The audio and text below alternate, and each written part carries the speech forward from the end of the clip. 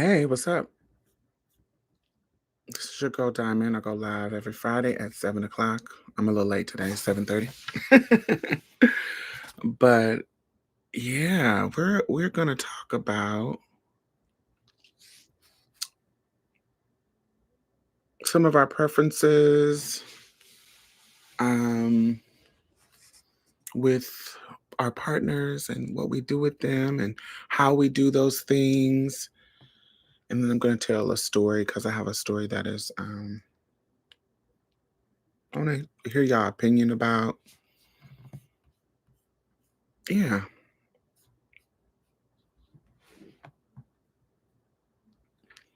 And then we will go from there. Hey Android.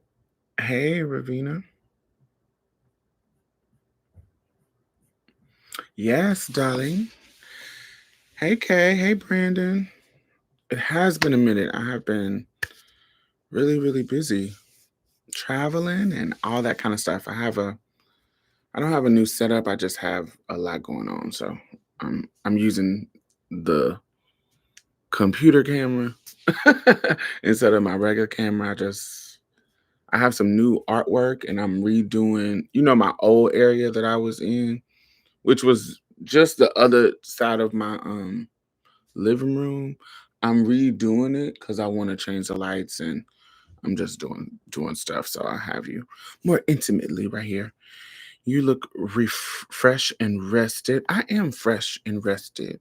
My skin is really clear and cute and yeah, it's giving smooth and you know, I feel cute. I feel cute. I am well rested. Did you watch Deliverance? I did watch Deliverance. That was so funny, good, and interesting. It just was, I don't think it was well written, but I enjoyed watching it, if that makes sense. Like, there was some writing things that I think could have been better. Hey, Vaughn. Hey, Jenny. How are you? Hey, everybody. I'm thinking about going live simultaneously on my TikTok, but I've never really went live on TikTok. Well, have, but not like I tested it out just to see what it was giving. So I'm trying to think, should I do that today at the same time that I'm on my YouTube? Which I think. Um, I didn't think the storyline. I didn't like the storyline, and I felt it came across low budget, but the acting was on point. Yeah, I did enjoy the acting sometimes. It did get very Tubi with a budget. um, yeah. So there's two things that I want to accomplish with this live. I want to talk about the TS Madison thing, and I have a story time. I have a story that I want to tell, but it's a long ass story. And I should have thought this through, but I wanted to um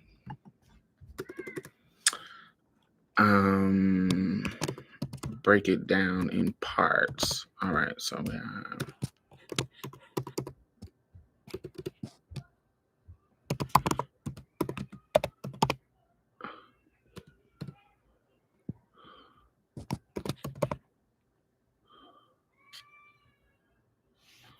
okay.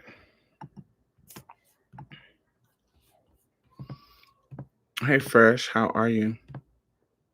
But see, I can see this is a problem with TikTok. On YouTube, I can be spicy. Like I can talk about stuff I want to talk about and it doesn't give me any consequences. But TikTok, the last time I went live and I was talking about something grown, they kind of they took my privileges away. So it's hard. That's the only reason why I don't um that's the only reason why I don't like going live on that. Cause they real strict about what you say, what you can do. Hey CC. So that's why I'll be like, girl, forget out TikTok. I just put scripted and edited videos on TikTok instead of going live. But the girls are making a coin on a live. Anyway, um, the situation with T.S. Madison shines a spotlight on spice, huh? Shine a spotlight on light on my biases with being trans. I think I know what you talk about. I think. All right. So is everybody up to date on what's going on with T.S. Madison and the T.S. Madison versus the trans men? Not really, but um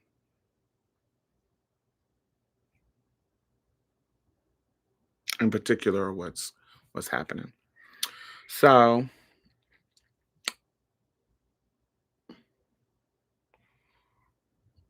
yes, Maddie is okay. It's not like that. It's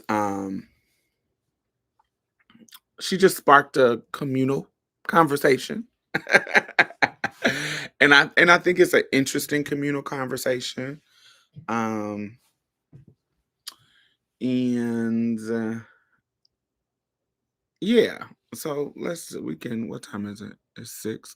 Well anyway, how's before we start, what's going on in y'all lives? How is y'all week? How has y'all we're wrapping up August. How have your August been?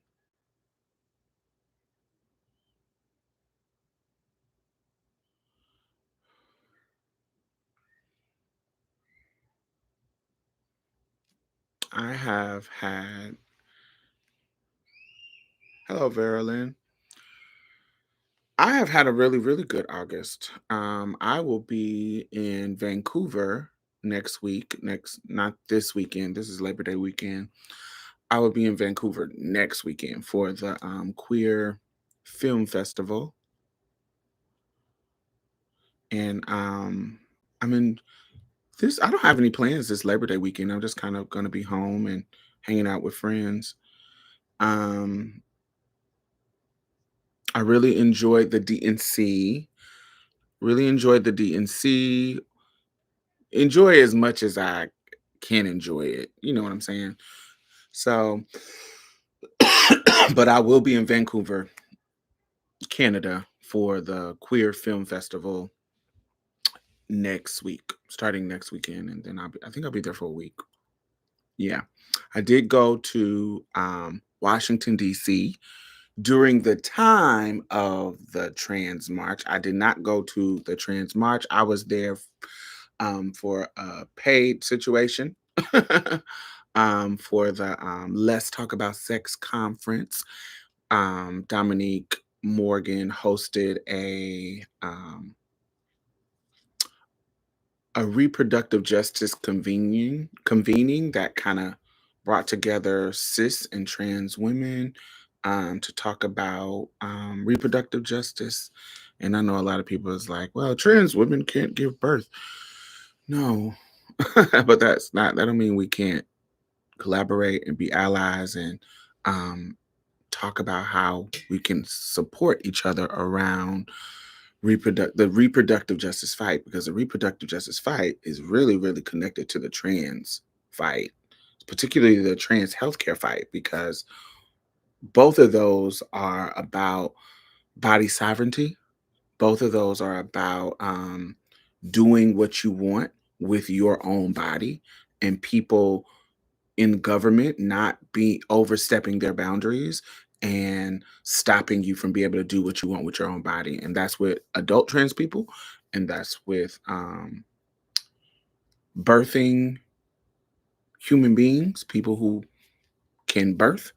Um, that's with young trans people who have the support of their parents, who are following the guidelines of trans healthcare when it comes to the medical profession. Like they literally have guidelines about trans people, and the conservative people and right wing and you know Republicans are really attacking those things simultaneously. And so while you know, you may think that we don't have any skin in the game. We actually do. And also, um, trans people, a lot of times when we think about trans, and we'll talk about this in the Madison conversation, a lot of times when we think about trans people, we kind of silence the trans men. When we think about trans, when people think about trans, like if you especially talk to the right wing, they think about trans women. Um, they don't really think about trans men because a lot of times, like if you read in the comments, like say you see these kind of sport trans women in sports conversations, you will see in the comments the turfy take of them saying something like, "Ooh, why is it always trans women that's trying to get in women's sports?" Do you feel what I'm saying? Why is it always trans women? That's the man coming at them trying to push themselves into women's spaces. That's misogyny built into them. They love to give that. Why is it only trans women? But it's not only trans women. There are tons of trans men who have fought to be in men's sports. You motherfuckers just ignore it. Y'all just ignore it or don't make it go viral. Y'all only ignore it when y'all only talk about it when it is trans women. Y'all only attack us about it.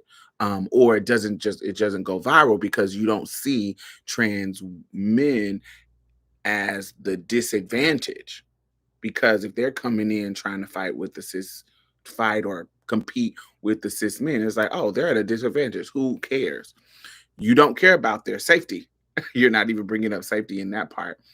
Or because if we think about it, I interviewed one of the only white trans men that I've ever interviewed, probably the only, if I think about it. No, no, no, no. I did JM recently, but Mac Mac Beggs, he was the 17-year-old trans wrestler here in Texas that they forced to fight with the cisgender girls, and he's on testosterone, and the rules was as long as he is in the realm of testosterone, of his testosterone level being in the realm, he could fight. He could fight, but he would have to fight with the cisgender girls. So make that make sense. We're thinking about the safety of the girls, but when it was a trans man, you was making them fight cis women, and you weren't worried about those cisgender women's safety. The transphobia said, no, you are assigned female at birth, so you're going to fight with the assigned female at birth. That is fair, but it actually wasn't fair. You see what I'm saying? How you don't really care about fairness because that wouldn't have been a fair option, but because, you hadn't figured it out, you were trying to make these rules, boom. So, but nobody talked about that, even though it's a whole documentary about his journey in regards to on Hulu, a whole documentary about this trans man in the situation. Yes, Iman Khalif is suing. I hope she does get paid. Um, so yes, all these things, all these things. So I want I think it's quite interesting that we have these kind of conversations. But when you hear these conversations about how it's only trans women, make sure if you're the type of person that jumps in the comments and get to telling people the truth, make sure you say, yeah, it is trans men that's actually trying to play in cisgender men's sports. Y'all just don't care. Y'all only attack trans women when it comes to this situation. But yes, it's all about body sovereignty. So we did a pre-conference in Washington DC during the trans march. I didn't go to the trans march because the leadership of the trans march now I don't align with, and so I don't, so I didn't go. And so yeah, and I heard a lot of people didn't go. I heard some people went, but I heard a lot of the, you know, stakeholders who normally would support trans things like that didn't go because of the leadership, the new leadership, So That's what happened. So I was in DC, but I did have a great time in DC. Met some great people. I hung out with my boo. I was about to say my homeboy. um, uh, Zorandrian. Zorandria is on the has been on the show a couple of times, and we always have deep, amazing conversations. And we went out and hung out all day and had fun. Then I got to hang out with my little cisgender girl cousins. We went out to dinner, and we were talking about some of our family stuff and these niggas. And it's so interesting to talk about these niggas with my little girl cousins because they are grown now. They're like in their early 20s, graduated from college, and it's quite interesting to be at a place with them because I was there when they were born. I mean, I'm getting old. They were born in 2001. And so now they are 22, 23. What's that? Yeah, 22, 23, 20, whatever that makes them. Um, and yeah, they're in their dating era. They're in their learning these niggas ain't shit era, and and so we get to talk about womanly things. Women who date cis men things. And we just had an amazing time. Ate dinner, went and got ice cream, and it did really, really good. Was the food trash, like Keith Lee said? The places that I went to, so I don't go to places and just willy-nilly just go try stuff. I go and ask my friends where I need to go eat. Where's the good food at? I ask my people. Um, so yeah, I asked my people. And so the places that I went to were delicious. But yeah, the places I was suggested by my friends was delicious. If you go to is it my stories? Maybe that has expired. So I don't know if it's gonna still be there. But we went to this restaurant called Ben's next door. So Ben's is a chicken spot, I think, but they have acquired the property next door to their classic chicken spot because I think that the chicken spot started in the 50s. I think I'm not 100% sure. Um, but they have acquired the space next door and they turned it into a um more urban black dine-in experience. The other side is more of like you pick up your food, but the dine-in experience is called Ben's Next Door, and it's literally next door to their classic restaurant, their classic pickup spot. And we went in there and they were playing fire ass music, just black ass classic music, and everybody was in there singing. Like we think about the whole restaurant singing a black ass song. And that's what they kind of was given. You in there giving fashion editor magazine teas. Yes, darling. Diana Vreeland, the black Diana Vreeland. um, so yes, it was I thought the food was great. It was yummy and delicious.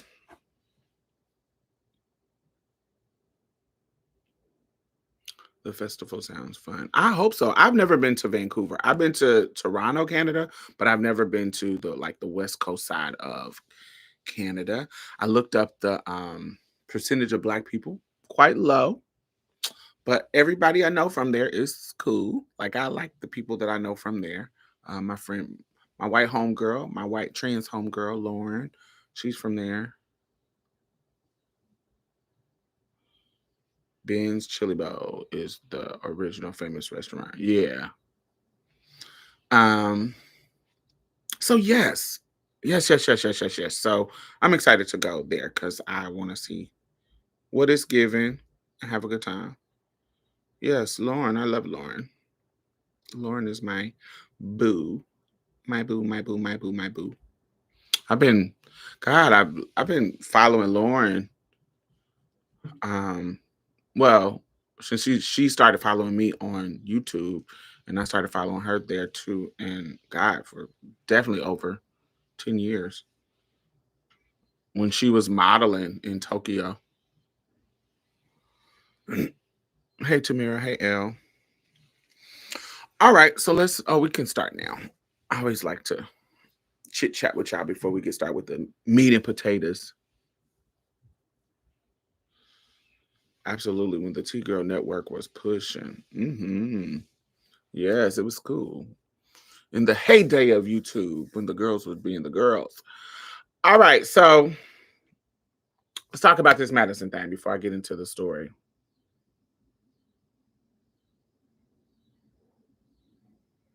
On Wednesday, these dudes rapping on the beach in a cipher. What beach? Um, so Madison was on her show. I think it was her morning show. Was it her breakfast show? It didn't look like it was Fag Talk. It looked like it was her morning show. Or I don't know who she was getting where she was at. I don't know where she was at.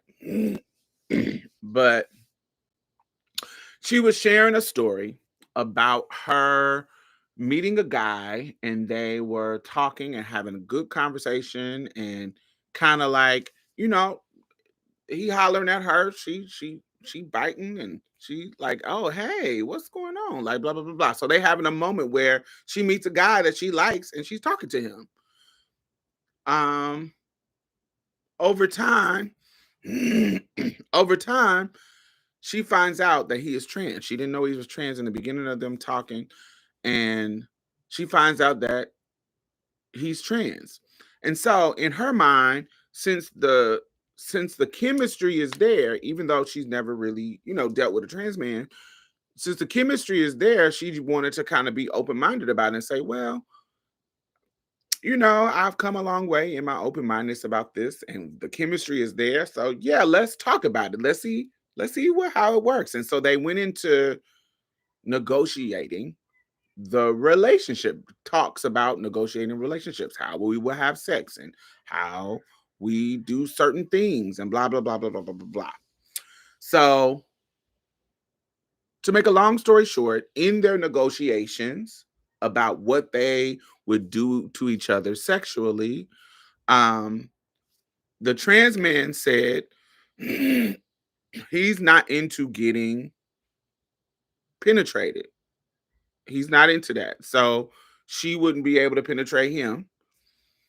And T.S. Madison said, well, I don't want to be penetrated with a fake penis, a plastic dick, or a dildo, or blah, blah, blah, blah, blah.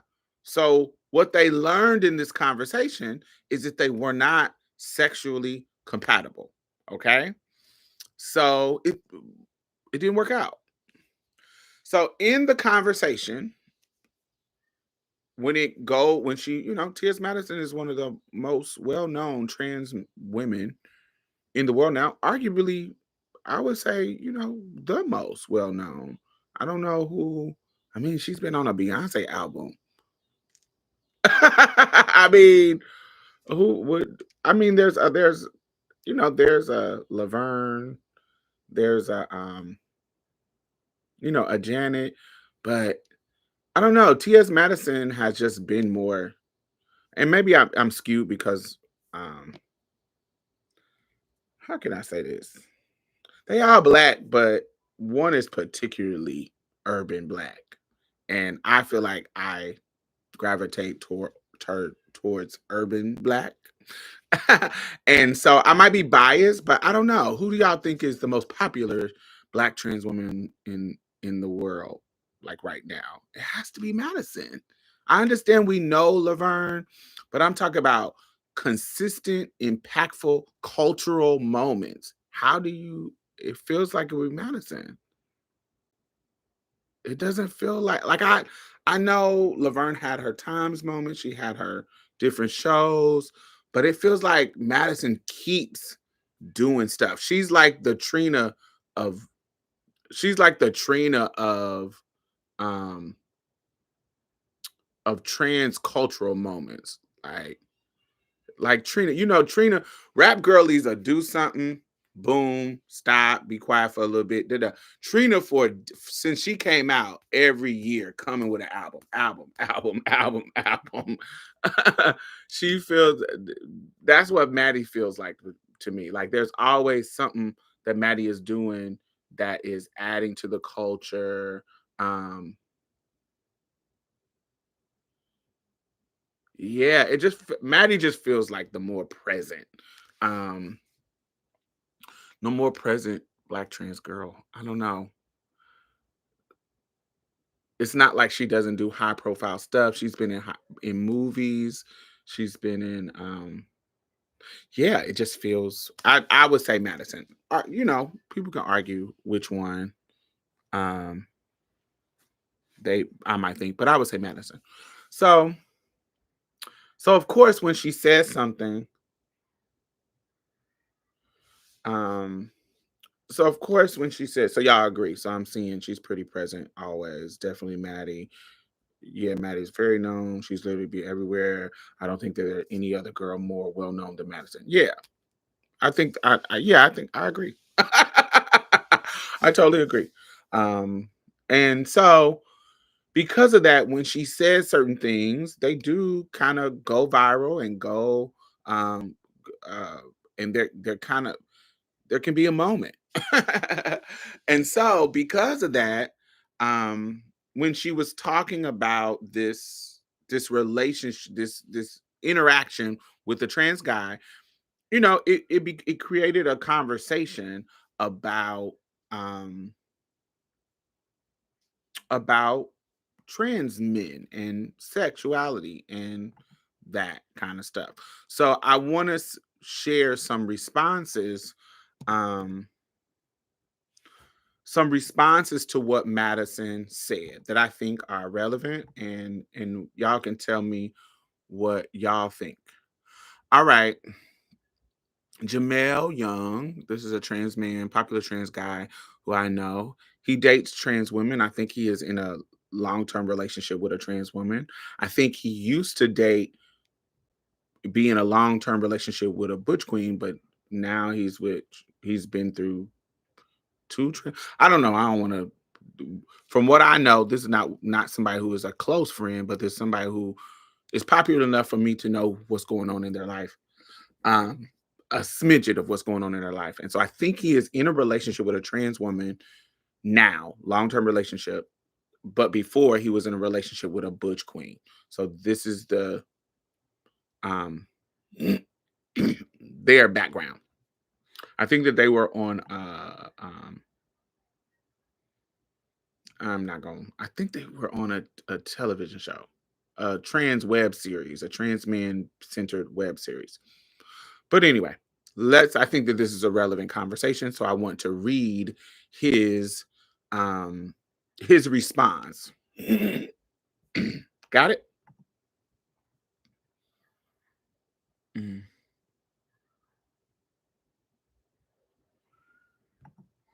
All right. Yes, he is a very nice guy. He has always been cool as fuck when I meet him in person. So sweet, so nice, so cool. You know, fine, gorgeous man. All right, so he says, rant begins. The comments I'm seeing on Instagram about not wanting to let a trans man top you, because that's what Madison was saying. She didn't want to be, you know, topped with a fake dick. And he says to not letting a trans man top you are crazy and disgusting. Woo, I can't with you people. Mostly trans women at that. Now, make that make sense. Miss, you want a nigga to love and want you, all of you. Miss, you want your bussy to be seen and treated as a cat. Miss, you couldn't help that you were born with the parts that you have. But we'll talk about that another day. Let's not forget about the folks that are looking down on trans men topping, but be all over Twitter and OnlyFans bouncing on all kinds of objects. And he put the clown face. So then what? Y'all want all of us to be bottoms so y'all can continue to bottom shame? Somebody chime in and make it make sense to me. More so, you only see the people who never let a trans man top control the narrative. Why is that? Here's the challenge. The jig is up. The shame or guilt or whatever you battling is up. To those who have experienced trans men at their greatness in the top element, because fuck what you heard, the equipment has upgraded. Niggas ain't using rainbow dildos anymore, lol. Stand up and come forth with your testimony. Please tell the people how you got cracked like an egg. Real fucking talk. Rant ends. So, it is 51 comments on here. Um, the beautiful Ciora Thomas says, these folks are nuts because I love my insides mangled every now and then. Let them top ladies. Hashtag let them top ladies. um, people are responding. Yes. Somebody says, Lasaya says, Secrety, the reason why cis men can't stand trans men is y'all are fucking the dolls better and longer than they ever could. We don't answer them back. Mic drop. So this is a Lasaya is a trans woman who dates trans men. She has a biological baby by a trans man. Um, Dominique Morgan says, I just want everyone to have what they enjoy. I want peace. Amen. Amen. Amen. Amen. Brianna Jenkins says, I'm just sitting back and observing. I put not Humpty Dumpty because I just thought that was funny that he says getting cracked like an egg. And somebody says, I'm just here for research purposes. Another trans man says, man, people can't stand when I say something. It's not a secret. I'm a top, and it's quite frankly has annoyed folks who bet their life that I was a bottom. Wrong, bitch. This is a trans man. Amani Day. Now let all the bullshit. Now let's stop all the bullshit and let trans men be great. Nearly everyone secretly lusts after us while simultaneously talking shit about us.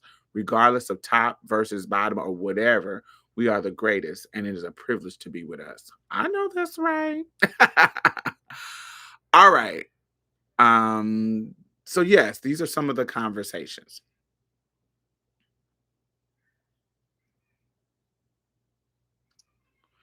So, yeah. What are y'all thoughts? And yet it's okay for the trans men not to want to be top. No, babe, double standard. If the phallus hanging right, if the phalloplasty is hanging right, hey. All right. So it's a couple. So this. I'm with Dominique. I'm with Dominique as well. So listen, it's a couple of things that um I want to address here because I think that there is a homogenizing of the trans experience on both sides. All right. So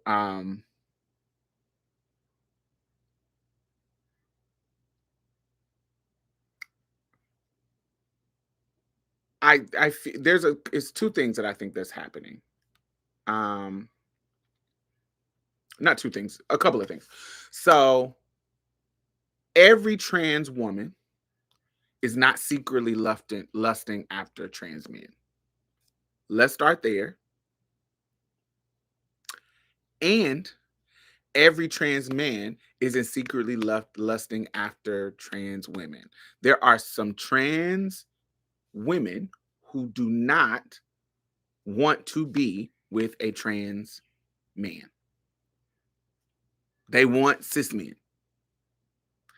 And the same thing goes for trans men. There are plenty of trans men who only date cis women.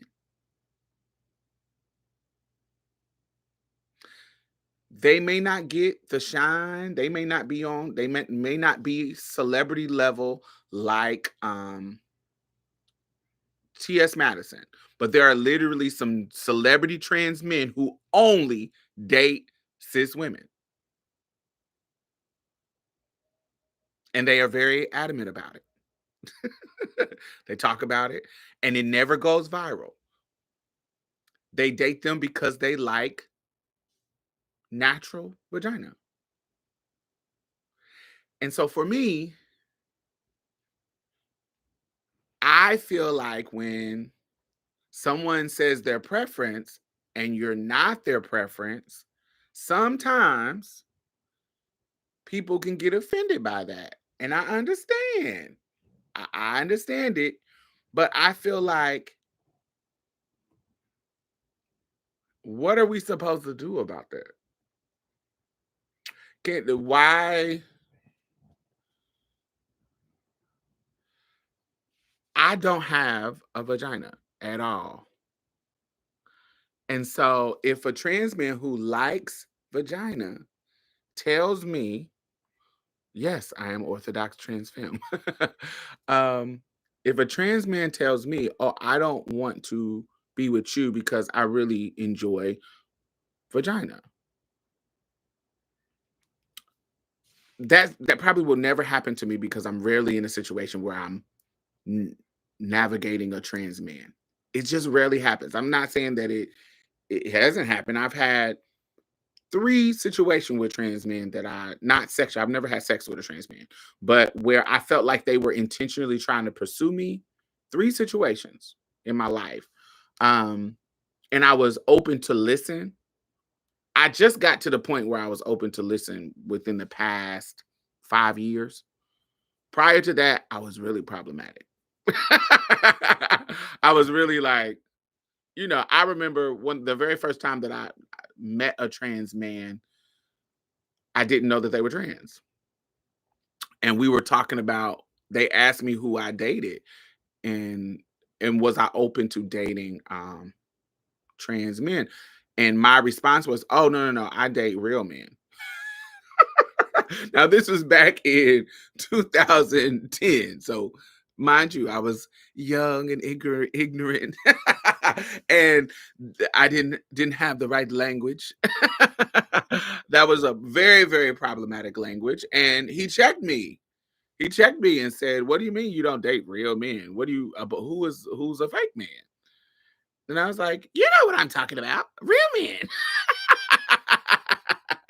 Super ignorant and problematic. But this was back in 2010. Um, I had met trans men, but not into this capacity. Like, kind of just in passing. I remember this trans most of the trans people that I met prior to this, I knew them as girls. Like, they were lesbians when we were young and they transitioned when we got older. And so we didn't really sit down and have a conversation with them because the one that I know particularly that's I'm thinking in my mind, their name is Sean. And they were, they didn't like me. They didn't like me because I was trans. They didn't want me to come to the lesbians would bring me to a party, and if they were at the party, they would be talking shit about me being at the party. Why y'all bring this trans woman to the party? This is a lesbian only space. Fast forward 5 years, they transition to be a man, and the lesbians is pushing them out of lesbian spaces. And I'm still being welcomed because I'm fun. I'm dope. So it was a whole thing. And so, but initially we had an issue. Do you remember Sean? You remember Sean? Ty, light skinned Sean. Um, what a difference a day makes. Yes. So this was my younger years. This was when I was a teen, and we were the same age. And so, um, yeah, that was the moment. But this is the first time I'm in like a conference. We grown and you get what I'm saying? I didn't clock him. If anybody know who I'm talking about, his name is Lewis Mitchell. Lewis Mitchell, I thought Lewis was just a gay man. I didn't know that they were a trans man. I just thought that they were an older, reverend gay man. I didn't clock Lewis. Lewis just looked like a little man to me. And so I thought he was on some, I knew he was a reverend. I just thought he was just a gay man. I thought he was queer, but I just thought he was a gay man. That's how I read him. And so when I said I only date real men, Lewis was like, Bitch, what?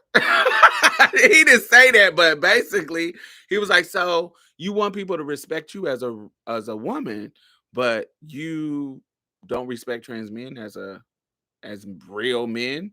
And so we went into this whole deep conversation. Totally checked me, totally not in a like argumentative way, but it was one of the moments where I shifted my mindset and how I talked about things and how I respected people's identity in that way, particularly trans men, because the language that I was using was very problematic because I would you get what I'm saying? Just to let not just about trans men, but about trans women and saying real women and instead of cis and you get what I'm saying? This kind of really language that kind of makes them the real thing and us the imitation and me really thinking about that and grappling with that kind of language. And he actually has become one of my um closest friends.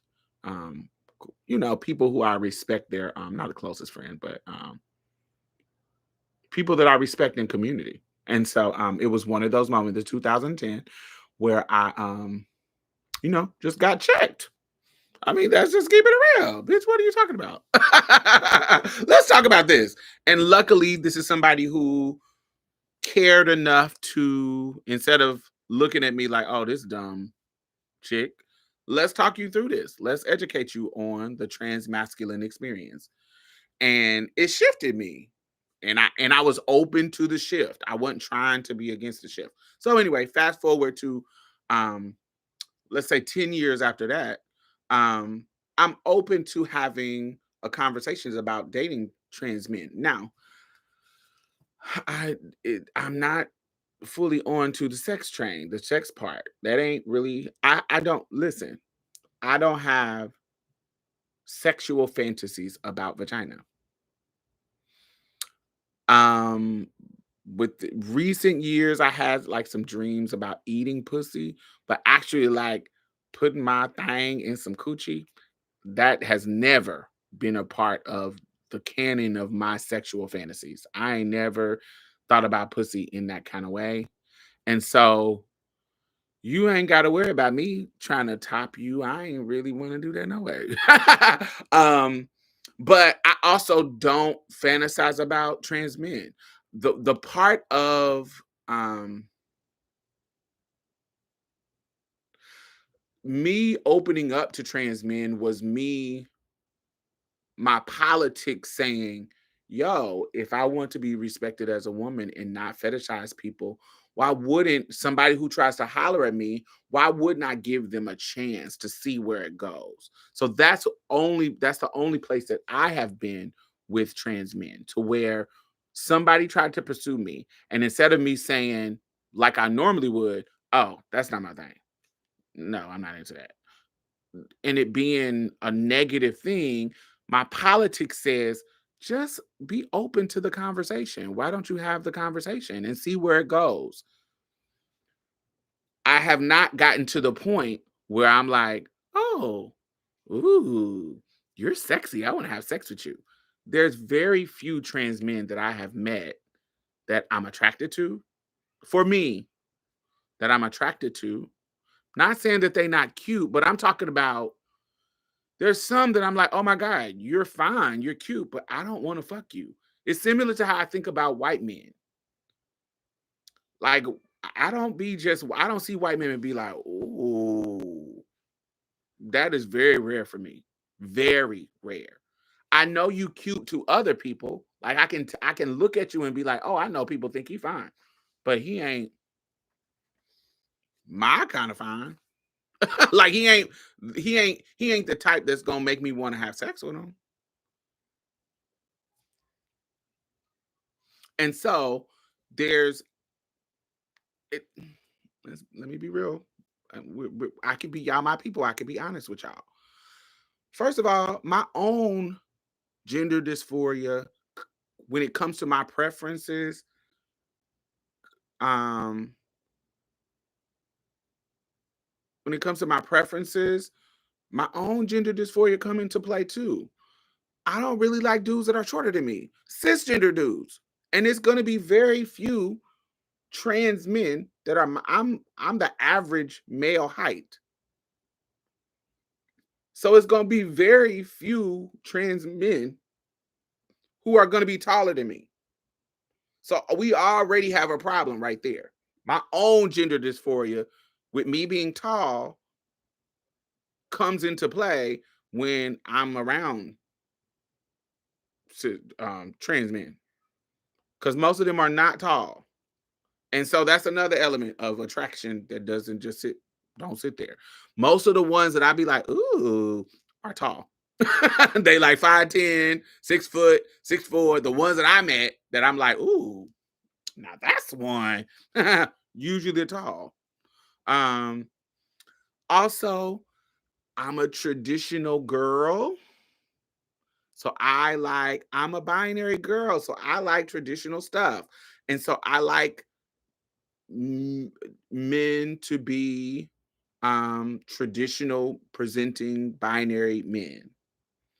A lot of times when I'm approached by trans masculine folks, they don't be on that binary shit. They be kind of non-binary. They don't be, even some of them don't be non-binary, but how they navigate the world be very gender queer. And to me, in my mind, that reads as a gay man. I'm not attracted to gay men. Do you see what I'm saying? You see how my own gender dysphoria and gender biases and how I perceive about gender, that's probably not going to change, come into play when I'm engaging with trans men. So for me to be attracted to you, even as a cis man, you have to perform your masculinity in a way that fits what I am attracted to. Even with cis men, I don't be dating butch queens. I'm not somebody who be out here pummeling the butch queens. That ain't me, because when I get around you, I get to sistering you. When you get to, ooh, honey girl child, Miss Thing, boots down, you get to becoming my child. You get to becoming my son. You get to becoming my sister. Hey, honey, what's your tea? I get to treating you like the cis women do. You feel what I'm saying? Like I get to be like, hey, Miss Thing, you so fierce, honey. Yes, work. Yes, you look sickening. I get to doing that. I don't do that with men I'm attracted to. I do that to butch queens. I don't do that with the drag. I don't do that with the men. I don't do that with the sis. I don't do that with dudes I'm attracted to. Now you giving me gay man, I'm gonna start treating you like a gay man. So that's me. So it's a very unique, for me to be with a trans man. For me, it is a particular type of trans man, binary type of trans man that I'm usually attracted to. And hence another problem that comes in. Usually, this is 9.5 times out of 10. When I'm attracted to the trans man, they are usually, when they perform that masculinity to that level, they usually are the type of trans men that only date cis women. Every single one of the trans men that I like usually dates cis women. They don't date trans women. I'm trying to think of all the ones. I think there might be one that might be a little spicy.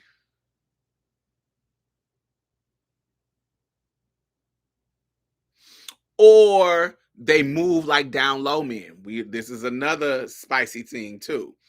They'll move like down low men. They will be publicly in relationships with cis women, but when it comes to playing and dibble dabbling in the sex, they will play with butch queens and trans women. But when it comes to relationships, they will be with cis women. You get what I'm saying? They will move like a down low man. They'll play with you sexually, but they won't be with you. I have seen that as well. So I wanted to share that experience of my experience. So I'm not somebody who is secretly chasing trans men. So in some part of me is almost like, oh, I ain't got no dog in this fight. Y'all talk about topping and who can top, who can't top. I've never, only one. I'm rarely in those conversations. And the one that I had the three situations I've been in is through I could literally count on my hand three. One of them who pursued me, he was a bottom. He was a very soft man, and that's not attractive to me. And so the way he pursued me and the way we had conversation was like I was talking to a soft butch queen man. And that sexually, that is a no. I'm not turned on by that. How he pursued me was like a very shy, um, wait, I gotta add one more. Um, a very shy man. There was another one who he just asked me to come to his room and cuddle with him. What? No. That would be weird for a cisgender man to ask me. No. So I wanted to add him. No. And it was random. It was very random. Like I was coming out of an elevator and he was going up the elevator and he was like, "Ooh, what are you doing?" And I'm like, "Oh, I'm about to go get a cocktail." And he was like, "Oh, you want to come up to my room and cuddle with me?" No. So that was a weird moment. So those two moments is weird. The creepy moment was a trans man who took me on a double date under the guise that it was like an interview for a job. So he basically was lying. So he told me that I was coming to interview for a job. But when I get to the interview, I'm on a double date.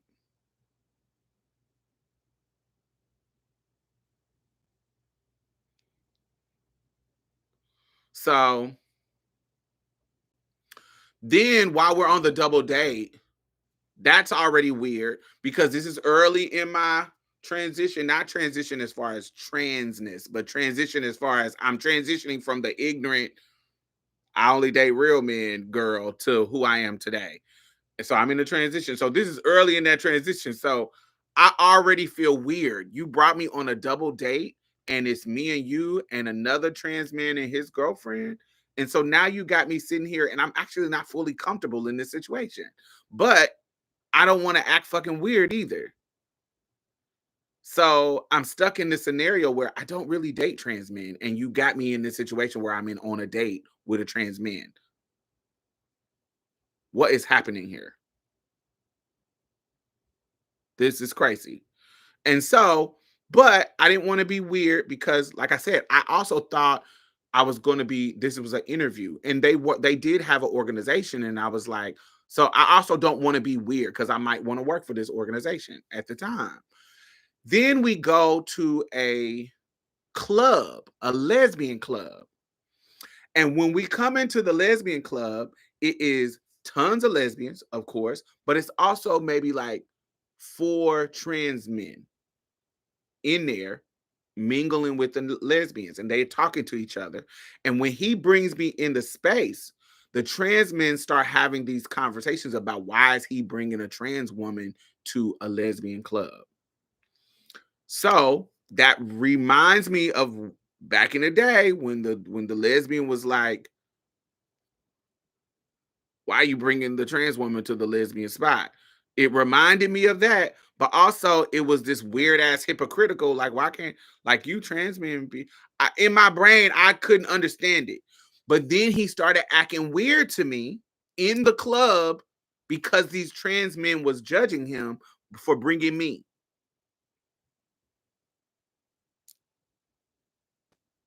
I don't even want to be in this motherfucker. And I'm getting these down low vibes from you, and I don't even want to be here. What? I don't even date you. Like I didn't even want to be here. And now I'm in this situation where so imagine you coming to a situation with a dude and his friend that you don't even date and his friends is making it seem like it's a problem with him being with you. I'm like, what? So, but I rode here with them. So I go and sit down next to this. We're at a club full of lesbians, full of cisgender women and trans men. And I'm the only trans there, the only trans woman there. And so I go over in the corner and sit next to this older woman. This older woman is probably, she's like, um, I'm in my early 30s at this time. And this is about 10 years ago. It's like 2013, 12, 13. And I go in the corner and talk to this older cisgender woman. She's probably like 55. Not maybe not that old.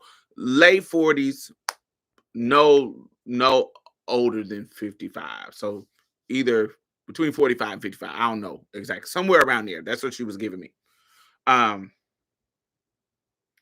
so me and her is talking to have a good conversation. I'm sitting over there kind of with her by myself, kind of not being friendly because now I'm being weird. I don't even want to be here. It gets weird, but he also did drive me, and Uber wasn't a thing back then.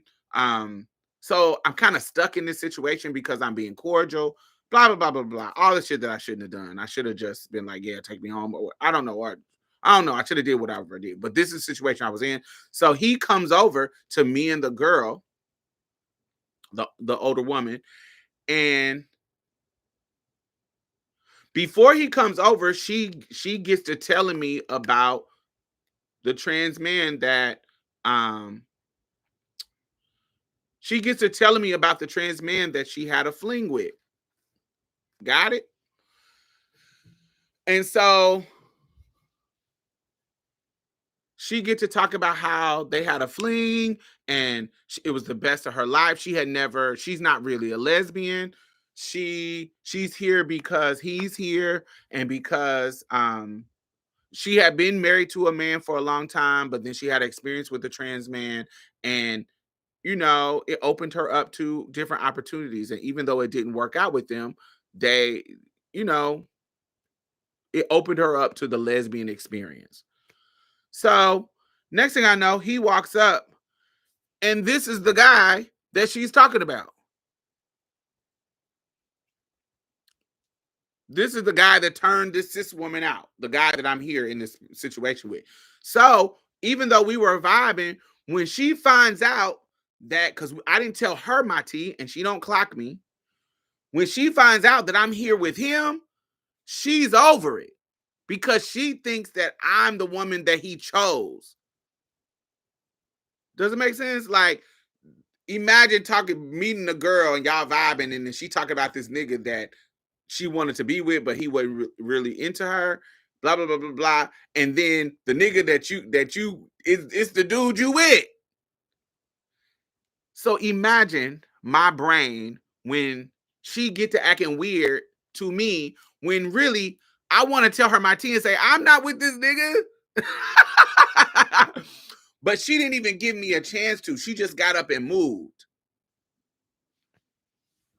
So I get up out of that seat and go outside to these benches that are outside. And it's this trans guy and his wife, the ones that we were on the date with, and they're out there. And I'm like, oh my God, I'm ready to go home. And I explained everything to them. I just got frustrated with putting on the act. So I explained everything that I'm ready to go home and this is weird. And they didn't even know that we were not on a date. When I told them why I came to this situation, he was like, oh, he told us that it was a double date. And I was like, this is not my my cup of tea at all. So I'm actually ready to go home. And so the guy gets up and goes to tell the guy, hey, take Diamond home. Da da da da da. And so he comes out. He was like, "Oh, what's wrong? You're not enjoying yourself." I was like, "I'm just ready to go. Like, I'm just ready to go home. The vibes is not right in here, so I'm ready to go home." So I don't even explain nothing to him. So we're riding back to the house, and we get to my apartment. We don't really talk about anything on the way home. And when we get to my apartment, he he cuts the music down and he says, "Hey, so I saw a video of you on your YouTube and you were talking about eating pussy. Do you want to eat some pussy tonight?"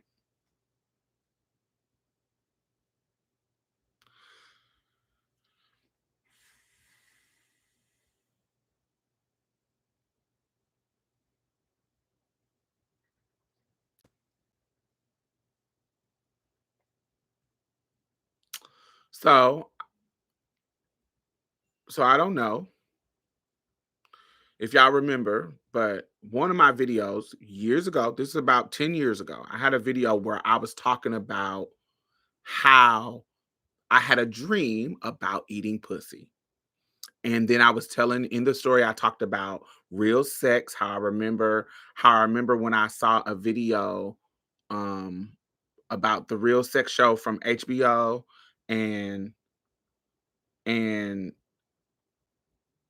I can't remember exactly what I said, but I was exploring the idea of eating pussy and how it has entered into my mind about some sexual things because I had never thought about vagina in that way. And so the dreams was coming up. I remember the situation happened with the cat house from the real world, real is it not real world, real sex on HBO. And so I think I did a video about it. And he saw that video. And so there was no finesse in bringing the conversation up. There was no, just the fact that you would just bring it up like that, just lay it out on the table.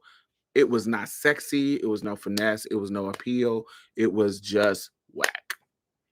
It was just a whack ass, creepy ass fucking experience. The fact that you're bringing me on this date, you're under false pretenses. The fact that you was acting real fucking weird in this club with these trans men, trying to show out for them, acting like first you're bringing me on a date like like we're together. Then you come into the club and you acting like we just cool. You just brought me because we cool, and then you back to now you asking me to eat your pussy randomly at the end of this date, not date. All this shit was creepy and weird, and I never fucked with him after that. I didn't like it. I didn't like him no more. And so that was the three. The last one, um, I see the toxic masculinity. I don't know what it was. I know it wasn't for me. And I didn't like it. So the last one is actually the trans men that I actually married. So we got married for business purposes and not romantic purposes. But in the beginning of us meeting each other, we did date for 3 weeks. We dated, and this was probably 2015, 16, 15. And we went on a date. We were like, okay, well, let's see, because he was cool. Like he was tall. He was my height. He wasn't taller than me, but he was my height. And he was cool. So I was like, okay, let's see how we can let's explore the idea. So we're chatting, we're talking, and we realized in the same way that T.S. Madison did. It sounds like a terrible interview. Definitely, Ricky. Didn't get the job. They moved on to somebody else. And they did. The funny part is, years later, they came to the conference and they brought a cisgender girl to the conference as they girlfriend, and she was so into me. It was crazy. Anyway, so the other guy, the last of the four. So mind you, I have the creepy guy that I just described. I had the really soft, meek, shy guy that's almost like a gay boy, and then I have the guy that wants to cuddle. Wow. And then this guy. So this guy, we talked for about 3 weeks, mostly on the phone, and then we meet in person, and in person just nailed the coffin. Let me know that no. So on the phone, the problem on the we realized on the phone that we probably don't have sexual compatibility because he did have the finesse to at least we can have the conversation. And he moves like a regular dude. So we were having good conversation. And so, um, But I realized that if I wanted to explore something, he wasn't into what I wanted to explore. So he is a touch me not. He does not want to be touched. And my thing is, that doesn't work for me because I'm a pleaser in my sexual prowess. And so I want to be able to touch you. I want you to, I want to touch you and make you feel good. That's hot to me. That turns me on. So if you somebody that just wants to do me all the time, like if you get what I'm saying, it can't be all the time. I'm okay with it because I'm versed in that way, but it can't be all the time. And being that you saying it's a no-go, it wasn't like, oh, we'll build to that. It was no, I don't like that. So I ain't interested in one-sided sex with nobody. Especially on some like if you paying me, then yeah, sure, we can do what you want to do.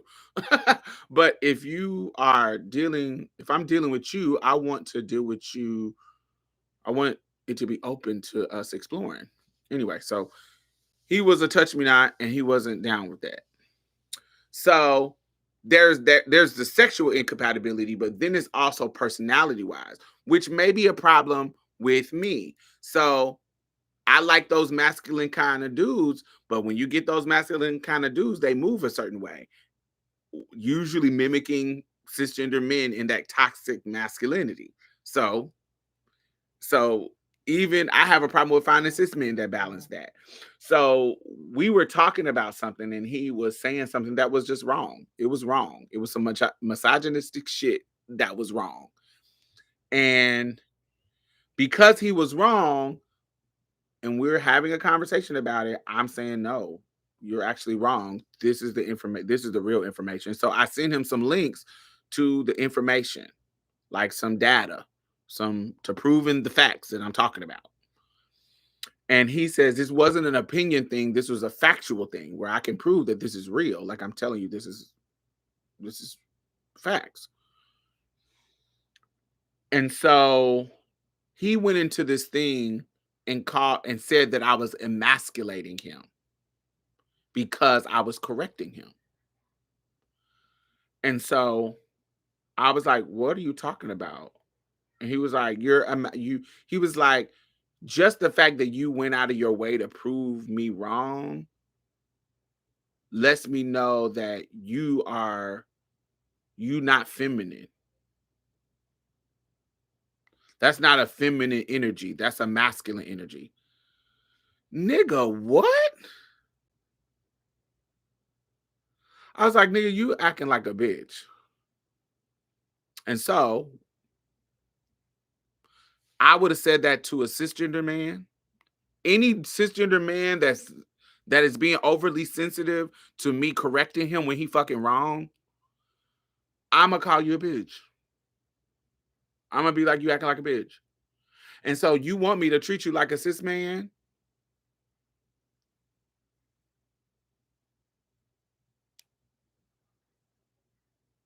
So that's what I would say. You acting like a bitch. And so he said I was emasculating him. So we got into this big ass argument about what the fuck you talk about. That's hypocritical. That I felt like there was some misogyny coming from him. And he felt like I was emasculating him. It just was this whole big old thing. So I said, well, we clearly don't have a personality to match. So let's just stop trying to um make something happen.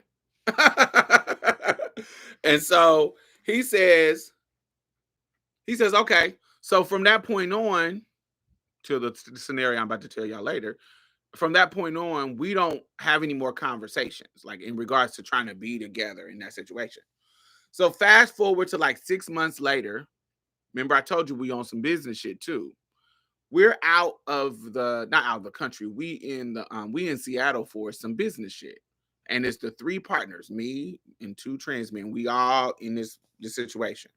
Um, so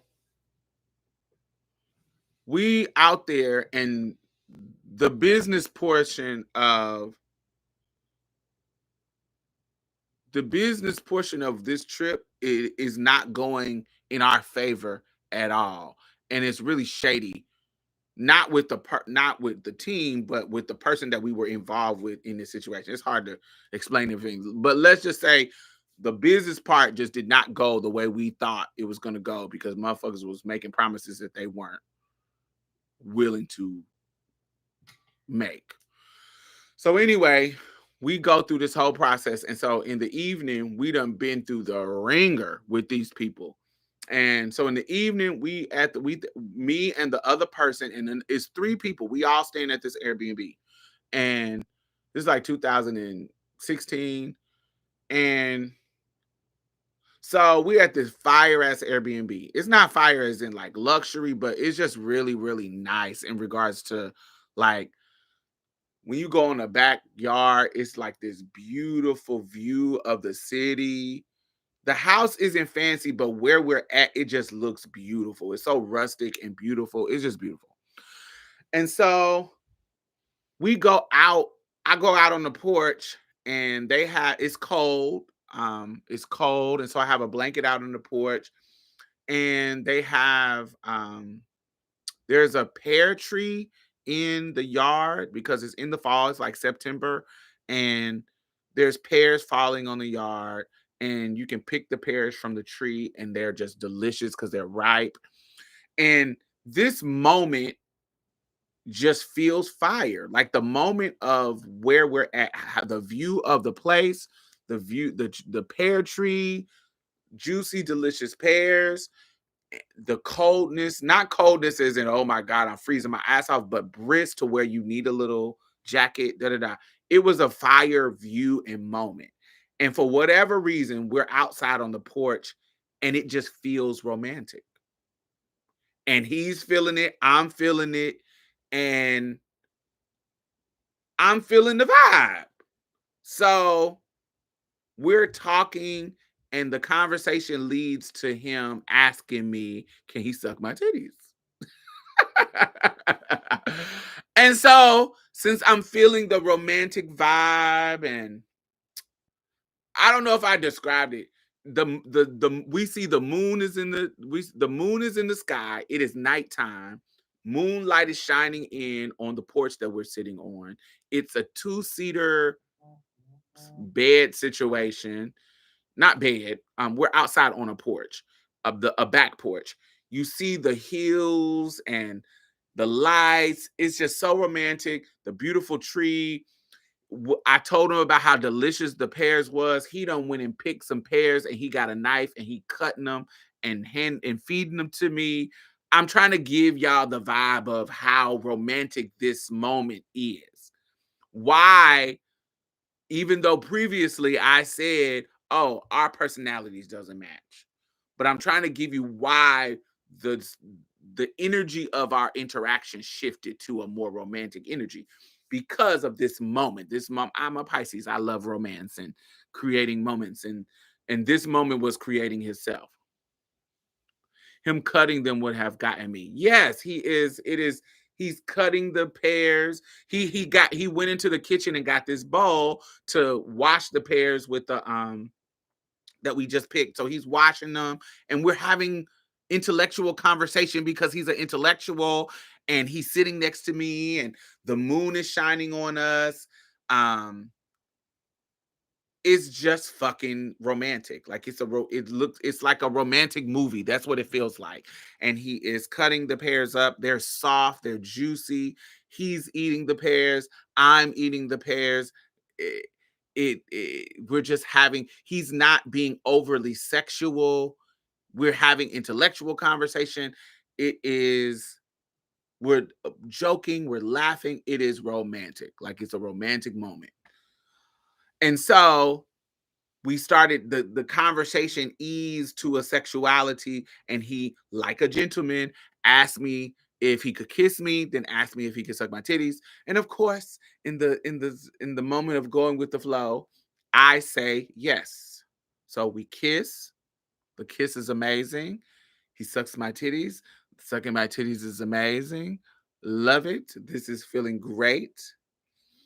And so he asked me to go with him to the bedroom. Here's a pear, here's a titty. Yes, exactly. The vibe. He asked me to go with him to the bedroom. Now, I may have ruined the moment, but the moment was we're driving down a car.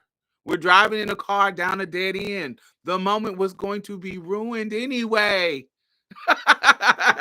But before we even get to the bedroom, let me cut this off because it's beautiful. But we've talked about this. It's two things that's not going to happen. You're not about to go in here and get the strap and strap up and fuck me. I don't want that. That's number one. And even if I was willing to play in those waters, you told me that you were a touch me not. I am not being in a sexual situation with somebody where I can't touch them and I can't touch their private parts. That is even though the one side is supposed to be pleasuring me, I don't like that. Listen, this is a sexual situation, romantic. I don't know if this is going to be problematic, but this is the truth. If I want to just get pounded, I can be with a cis man. The point of me opening my bedroom to you is the exploration of a vagina. Because I've never been in that situation with somebody with a vagina. So I don't see the point in just doing this for your pleasure, for you, what you want to do. I should have some say on what I want to try and what I want to do too. And being that you don't want to do what I want to try, what's the point? I'm accepting your boundaries, and so I don't want to have a sexual experience with you.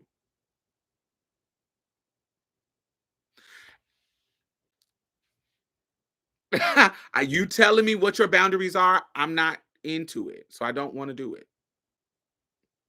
And so he was like, just go with the flow, just come. Now I don't know if he's like telling me to go with the flow. I'll do what you want to do. Just go with the flow. Stop killing it, or just let me please you. Or I don't know what he's doing. We are setting boundaries. I don't know what's happening in this conversation other than I don't see the point in going further in this because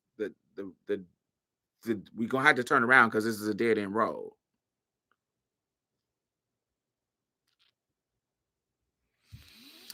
And so he frustrated and gets up and goes back to his room. The romance is over. And we don't ever be in those type of situations again. So those are my 4 trans men situation. Creepy cuddler, soft, feminine, bottom type of gay man energy. Creepy interview / date, trans man energy. And now I don't know what to call this one. I don't consider this one a bad one. These were just weird and bad. But this one, I don't consider it bad. It's just two people that didn't mesh well sexually. Didn't mesh well. That's just what it was. And so that was back in 2000 and he ain't a bad pair. Yes. That would happen in 2016. I have had no dating experience with trans men since then. I haven't pursued anything. People, and also trans men, how they pursue me is through other people. So another thing that I don't like men. I don't do this with cis men either. I don't like men who pursue me through other people. I don't like that. Do not tell your friend to tell me that you like me. I hate it. I need you to come and say, yo, I wanted to go on a date with you. Hey, I want to show you a good time. I want you to come to me. If you ever send somebody and say, "Ooh, can you tell Diamond I want to get her number? Ooh, can you tell Diamond I'm interested in her? Ooh, what's the tea on Diamond? See if she would like to go on a date." Anything like that, I'm going to be turned off. I like men who are confident and come to me. So, and yeah, people don't come to me in that way. And so since then, a lot of times people will send people to holler at me. But anyway, it doesn't take away all of that's being said. It doesn't take away what I like sexually. I talked about this on my TikTok video about this subject. There is a certain level of what I'm attracted to sexually. Okay. And so I am a girl that like penis. I I'm almost like a side. Like, you know what a side is? I'm almost like a side. I don't really care that much about penetration. Like somebody topping me or me topping them. Those two things, I don't really care about that shit. Like I don't have to do that. I can just do the oral part and be cool. Now, I understand that there's some people who are into that. So, am I willing to do it? Sure, I'm willing to do it, but it is not on my top list of favorite things to do. I probably like twice a year, I'm in the mode where I'm like, ooh, I want my cake slayed. And the same amount of time, twice a year, that I'm in the mood that says, ooh, I want to slay some cakes. It's probably twice a year, but I'm always wanting some head. Always. So I'm one of them people that I'm versed, but I ain't really into the penetration anyway. For real, for real. Ain't really, I can do it, but it ain't really like the top of my list that like non-negotiables. You non-negotiable, you have to give head. Like I will never be with a dude that don't give head ever. I ain't never been with one. They eventually gonna give me some head. Now, when I was younger, I will work with you and we build you up to giving me some head. But now you got to come through the door giving head. So I can't even deal with that. So that's number one. I can't be with a person that don't like to be orally pleased. Like I want to give you some head too. I can't be with somebody that don't like oral. Period. So yes, I'm not gonna be sucking on no fake dick. I'm not gonna do that. I'm just not. I'm not. And so if somebody wants me to suck on a fake dick, I'm probably not gonna be the right person for them. That especially if you want me to be into it. I'm not gonna be into it. Yeah, it's gonna be corny. Another element of the mindset of are you feeling it? Like somebody pummeling me with a dildo, because I'm not really into it anyway, the whole point of me doing it is to make you feel something. Like, are you feeling it? Now I know I've talked to trans men and they saying because of certain apparatuses, they can feel the pressure of the dildo on their clit. And so they do kind of feel it. I don't know how that works because I never been in that situation, but I think there's a situation where they can kind of feel it. I don't see the issue with people having preferences. If you in your feelings because I like something, that's on them. I don't mind it, but I think that because I am into them. Yeah. Um yeah, it's just not my tea. I have to be with somebody that I'm I'm almost guided into the situation because I am not and that I don't mean somebody has to do it, but if I'm going to be in a situation, it's a there's a patience that needs to be had because I am coming into the scenario that I haven't been on. As long as you don't use your preferences to diminish other folks. I agree. So let's talk about this. So there's trans men who chimed in on the conversation who I trust their opinion. And one of the trans men who jumped in, he said it's really the carelessness about talking about trans men's bodies that was the problem with T.S. Madison's conversation.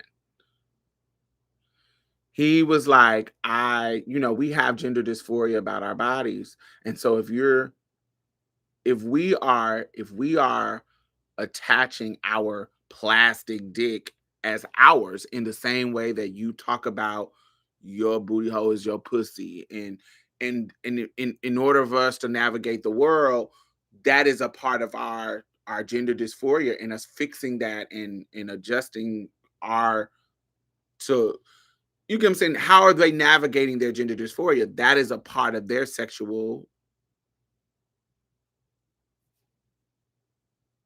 situation. And so if you're bumbling through conversations about their body,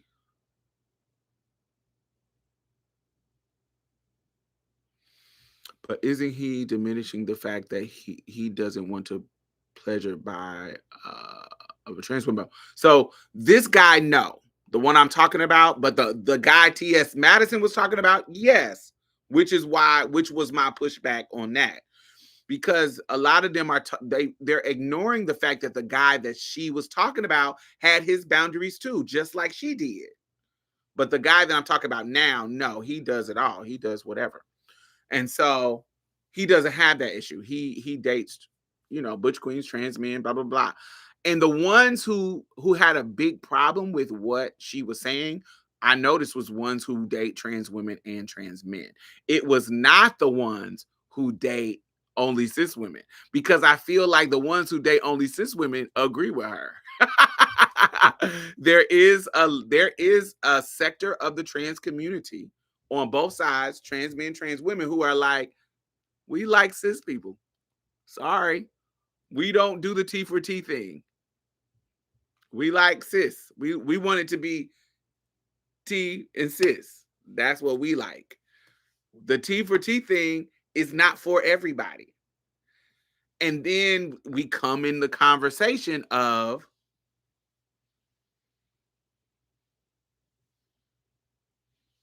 it's kind of saying like real men in the case of fake dick. You are totally right, Ricky. It's the language. The problem is the language that's being used. Oh, you're not fucking me with that fake dick. And so it's kind of like, it's not that it's that they have a problem um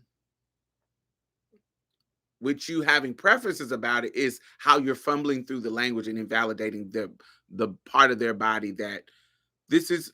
Listen to what Jamel just said. It is really just that.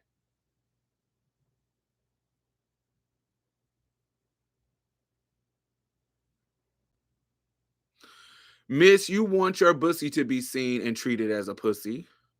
Miss, you couldn't help that you were born with the parts that you have. So this comes along with the trans experience, the gender dysphoria stuff. Like, anybody dating us, they're going to have to navigate that. Now, some of us has worked through it enough to where it's not a big of a deal, but there are certain things that trigger me, like that you can't do with me. I'm going to be turned off. Um, I don't like men personally. I don't like men to call my booty hole a pussy. I don't like you to do that. I don't like that. This is my booty hole. Because it almost makes me feel like you got to compare it to pussy. I don't like that. This is my booty hole, honey. My honey pot. You can call it whatever. Don't call it no pussy. It's not no pussy. It's my booty hole. I just don't like it.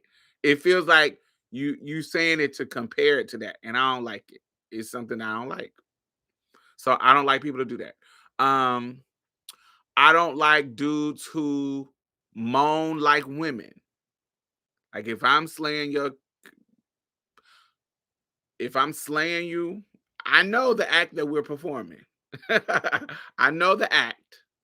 But if I'm doing it, you can't be, oh, oh, mm, oh, mm, oh, mm. No. That is gonna turn me off. So there is and this all is performance. This all is performance. I know the acts that we're doing, but you can't be giving me womanly. You gotta perform. You gotta be a nigga. You can't be. It's gonna turn me off if you being a bitch in the moment, regardless of what we actually doing. And this all can be problematic, but this is how my brain is circuited. This is how my brain is circuited. And that's the trans experience. Sometimes motherfuckers not gonna understand it. Do you see what I'm saying? And sometimes motherfuckers not gonna want to navigate it. But that's just what it is. I don't like a motherfucker to be acting like a bitch. You better grunt. Oh God. I want to know you want the prison talk. I actually don't want the prison talk. Actually, no, I don't want the prison talk at all. I just don't want you to seem like a woman. I don't want it to seem like I'm dealing with a woman. That is just not what I want. I want to know that I'm dealing with a man. So whatever noises you make while we're messing around, they need to be masculine. They need to be. I don't want you to turn into a bitch. That's just me.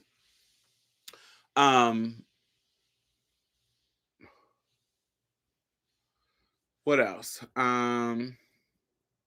Yeah, that's wild to me. But yes, in the conversation, it was how it was told and how it was said.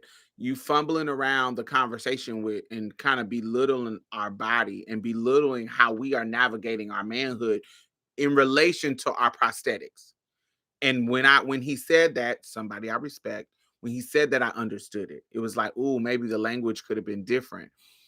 But I don't think one of the things that I have, even on my interview with Madison, me sometimes people have to understand that Madison is in a position to where, and she has to understand this too. It's a mutual thing, and it's not always going to work out in the best way possible. But she has to watch what she says, but we also have to watch our expectations of her. Madison is an entertainer, almost on like a comedian level, a social commentary comedian level. She's an entertainer. So sometimes she's going to be saying stuff to be entertaining to you. It is not meant to be an educator. Now, she sometimes is forced in a situation where she has to educate people or be sensitive about the educational point of what she's talking about, but she's also entertainer, and that's why she is as popular as she is because she says things that are entertainment value. They're not supposed to be super super educational. They're meant to be entertaining. And so sometimes you got to take them with a grain of salt. What's the saying? It's not always as serious as people making it. But then also, you know, we have to be serious about it because when you have a platform, your platform can miseducate people. There's some people who will be listening to Madison and they say, well, I listen to her. Madison ain't like that. I can call Madison a male and she's not tripping. I can call Madison. I don't know. Madison's accepts it, so why can't I accept it? Everything that Madison thinks about herself, her identity, I don't agree with. So you can't come over here and play with me like you can play with Madison. So some of these moments is these nuances. But you, as the popular girl, have to be conscious of what information and how you put stuff in front of you because it's going to be a backlash because you're a popular celebrity trans woman. I also feel they are saying T.S. Madison is invalidating their masculinity, but they don't see how them not wanting any parts of her piece is invalidating her femininity. And I think that is because she is strong. Yes, in her film. I think you got to get to the point where you got to accept that everybody ain't your cup of tea. And they don't have to be. If a motherfucker say that they don't want to be with a trans person, I am not one of them people that think that they're transphobic. Sometimes it can be rooted in transphobia, but sometimes it could be rooted in I'm just not interested in what you got. Like, yo, Diamond, you beautiful. You're a beautiful woman. I was attracted to you when you walked in the door. But now that you've told me that you're a trans woman and you still have your penis, I'm not interested in engaging with a penis. And so I'm just not interested in that.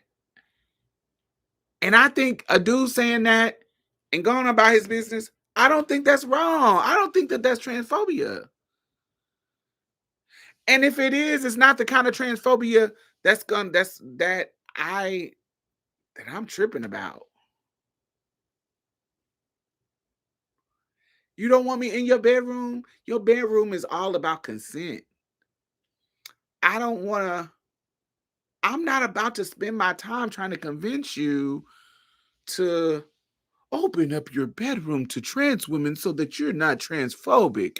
If you're not seeing us as a woman, as a regular woman, then it's transphobia. I am not that person. I am never going to be that person. I know I'm an old head, I'm a relic out here in these streets, but I'm never going to be that person. I'm never going to grow to, that's not going to happen. I'm never going to grow to thinking that somebody not being into trans people sexually is transphobic. I don't care about that transphobia, actually. Even if it is, even if I get the concept that it is transphobic in the sense of, I don't care about that. Do you stop a motherfucker from getting a job? Do you stop them from getting housing? Do you stop them from getting health care? You stopping somebody from being in your bedroom, I think that is totally fine. I think that about race. Some white person saying, "Ooh, I'm sorry, I only date white people." Can it be rooted in racism? Cool. But I ain't really tripping about that. Are you stopping me from getting a job in housing? And are you out here making life bad for Black people? That's the racism that I care about. But the racism that said I only want to have sex with my own people, I don't really give a fuck about that. I know they're not disconnected. I'm smart enough to know that they're not disconnected. They are one, there's a whole. But there's a level of that I understand because I only fuck with Black men. I only fuck with Black people. I I prefer to be with a Black person in my partnerships. Now, I don't know what the future is going to hold. Somebody could come and knock my socks off, but I prefer to be with a Black partner. And I don't think that that's problematic. Some people might say that's prejudice or racism or whatever. I don't care. That's just how I feel. I want to be with a Black partner. If somebody says, "Oh, a cisgender person says, yeah, I'm okay with dating outside my race, but I want my children to be Black, all Black. I'm a Black person. I want my partner to be a Black person so we can create Black babies." I don't think that that's a problem. It may be rooted in some racism. It may be rooted in a prejudice. Maybe, but I don't see it as a problem. And I feel that same way about transness. If you're not into trans people sexually, I'm okay with that. But I don't want your if that this goes back to also I think we all have some of that in us. I think we all have some of these problematic preferences or systems. I feel we all have certain things in us, some at different levels, that makes us stick to our own. or stick to the basics of how we deal.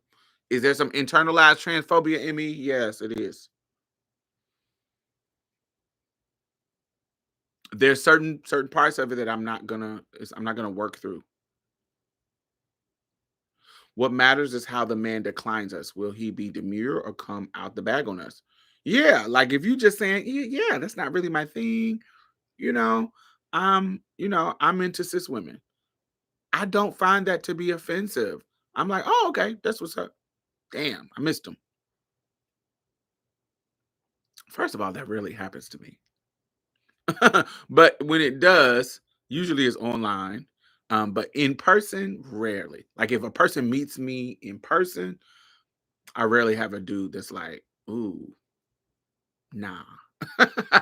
That's rare. Usually I'd be like, I might want to mess around. I might want to play. You a different breed. But I've had it online where a dude said, oh, that's not really my thing. Sometimes they come back around. They see you on there again 6 months later, like, maybe I want to try this. You planted the seeds for the experimentation. But yes, right. What's if it's causing some harm to my daily life, then it's a problem. Yes. But if it's just stopping me from getting your penis, I don't really care.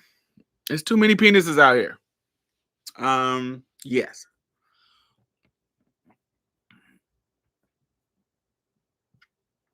All right. So those are my thoughts on the T.S. Madison thing. So now I'm gonna go into the anti DL men shit and how I have shifted my mindset on DL men. And I want y'all to tell me y'all thoughts. So I'm gonna go get me something to eat real quick out of the refrigerator. But while I go get that, I want y'all to answer this question and I'll come back and read them. Tell me, how has your mind shifted about down low people? Like in regards to like dealing with down low people, how do you feel about it and have you shifted? Like when you were younger, were you willing to deal with down low people and then it shifted to where you're not willing, or are you still okay with dealing with down low people? What is your mindset about down low people and messing around with them and them still being in the closet and dealing with you? What is your mindset about that? Tell me what y'all think, and I'm gonna get my food and come back.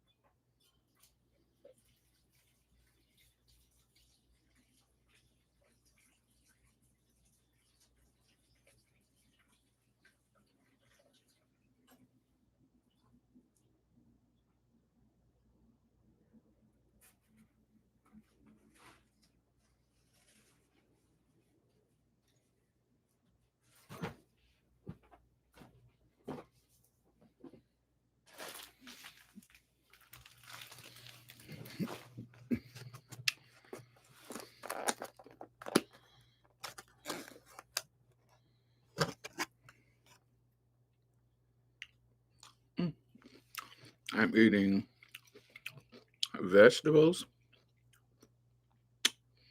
Um, this is Kahlua pig and Kahlua chicken from Hawaiian Brothers here in Houston. They support they're LGBT owned and they support so many LGBT stuff. Love them.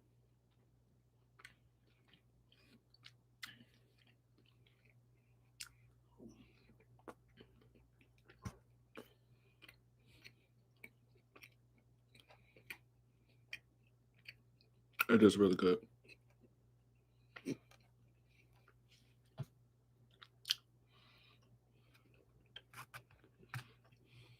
The Kahlua pig is my favorite if you eat pork. It's like spicy sweet.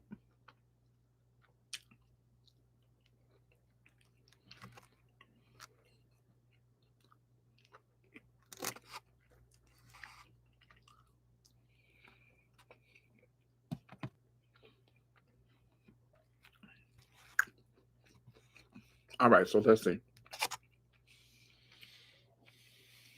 All right, let's see the answers. All right, CL says if there is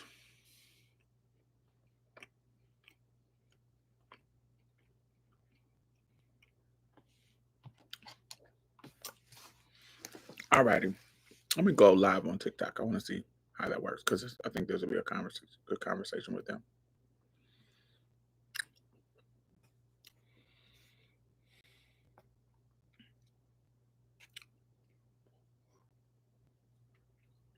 Perfect. All right.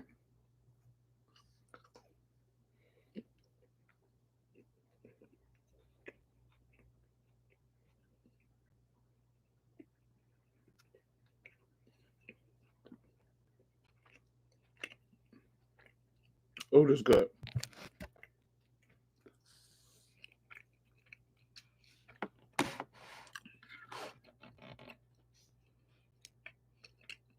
All right. So CL says, so the question was, what do y'all feel about dating DL men? Okay. So down low men. And how have you changed over the years? Hey, Golden. So I'm on live on TikTok and on YouTube. So boom, boom. So that's the discussion. So CL says if it's just sex, I don't care if he's down low. If he's fine and will satisfy my sexual appetite, I'm all for it. Dating and relationships, absolutely not. Ricky says, in my 20s, I actively dated. Wait, hold on. In my 20s, I actively dated two DL men. Do you mean two as in like the number two, or you kind of gravitated to DL men? Is that what you mean? And then he says further down, I'm gonna go get back to you, L. Ricky says, in my 40s, I just view them as kind of lacking the confidence to be themselves, which is a turnoff. L says, when I was younger, I was too focused on a man validating my film. So I would put up with the secrets. Now, after a loving 10-year relationship, I'll never be a secret again. All right. That's a good response. That is for relationships, though. In sex, if it's just sex, I won't be caring about their business. Okay. I've only ever dealt with DL men. This is TG, Jicky Vix. I only ever dealt with DL men. I think the reason being is I'm not a relationship type person. Secondly, most men in my area aren't solid in their manhood to be an open friend. All right. All right. Amara says, for me, it's just hooking up. And for them, or their clients. So for me, it doesn't bother me much that they're DL. I draw the line at sending no pics, coming over in a ski mask, being sneaky. You is not about to come. Baby, you walk up to my house with a ski mask on, I am not opening the door. What are you talking about? That is crazy. Okay, so that looks good. It's been mean to eat there. Da, da, da, da, da. Most of the time, it's about sexual fulfillment or my purse. I know that's right.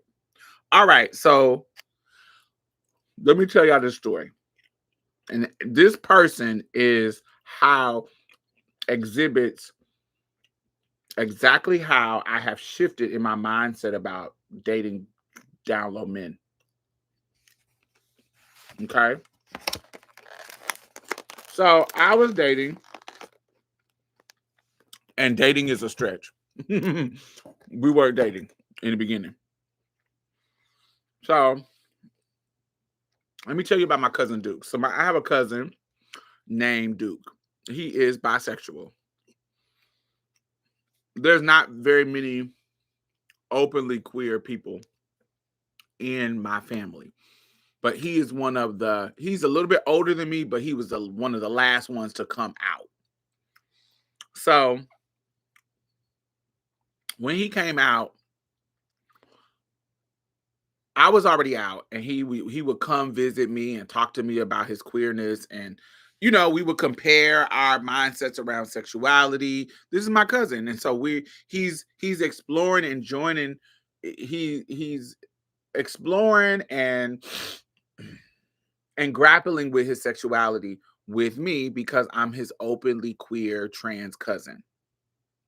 And so, because of this, we are having deep conversations about sexuality and about how we think about sexuality and all that kind of stuff. And so, in his mind, he feels like, he is bisexual. That's what he identifies as bisexual. He says, because I'm attracted to women. Now, listen, I know that that's how bisexual works. But I cackle with him because I'm not make fun of him, but we kiki and joke about each other. And so one of the kikis about him, I was like, yeah, you bisexual, but you ain't never been with since you came out the closet, you ain't never been with no woman. So how bisexual are you if you're not pursuing women? And so because of that, I'm like, if you ain't pursuing women, how you nigga, you just gay. And so we laugh about it because we joke about that because he sure ain't dealing with no women.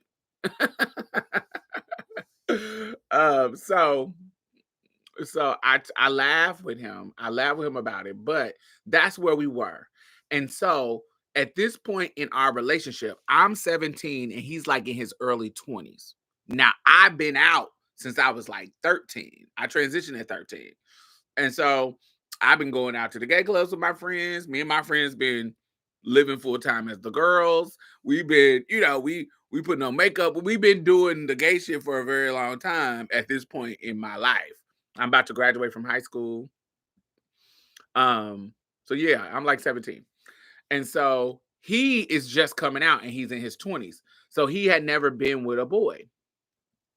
Um, and so one of the people that he was really, really attracted to was one of his best friends, who was this straight boy named, let's call him,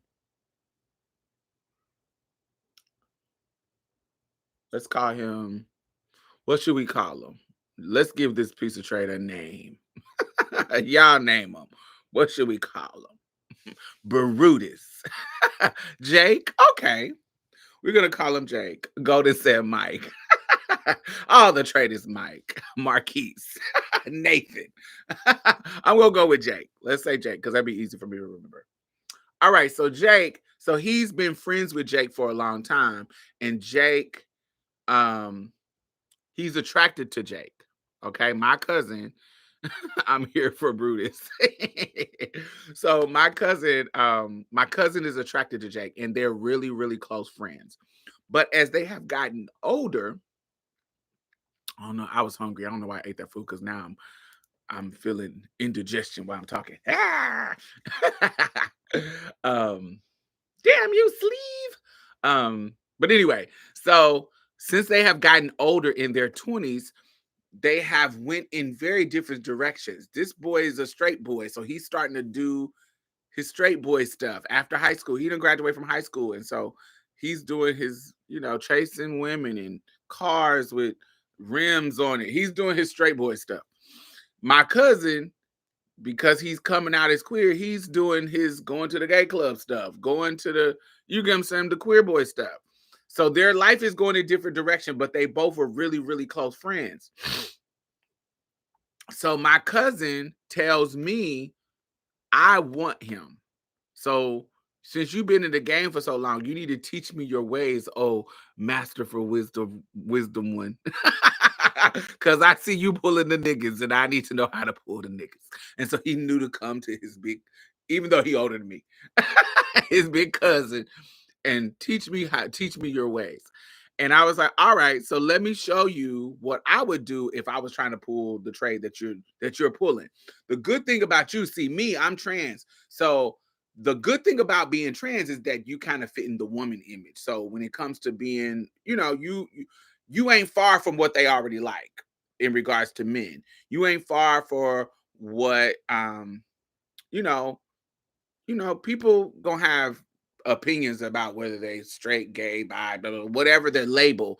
But when I'm coming down the street and you see these cakes and you see these titties and you see this pretty face and you see me doing all the femme things, regardless of how performative, whatever you want to call it, it really aligns with cisgender shit, binary shit. So it's not hard for a dude to be attracted to me. That's just the way of the world. That's just what it is. And so, being that a cisgender guy is attracted to a woman, it's gonna be easy for me to attract a straight man. That's just what it is. Most gay men are not attracted to me. Most gay men like men. That it's really that simple. Make sure if you're watching, make sure you thumbs up. If you're watching here, make sure you heart. I forgot to tell y'all that. So let me do this. Yay. So because of that, I'm telling him, but so that's the perk of being a trans woman.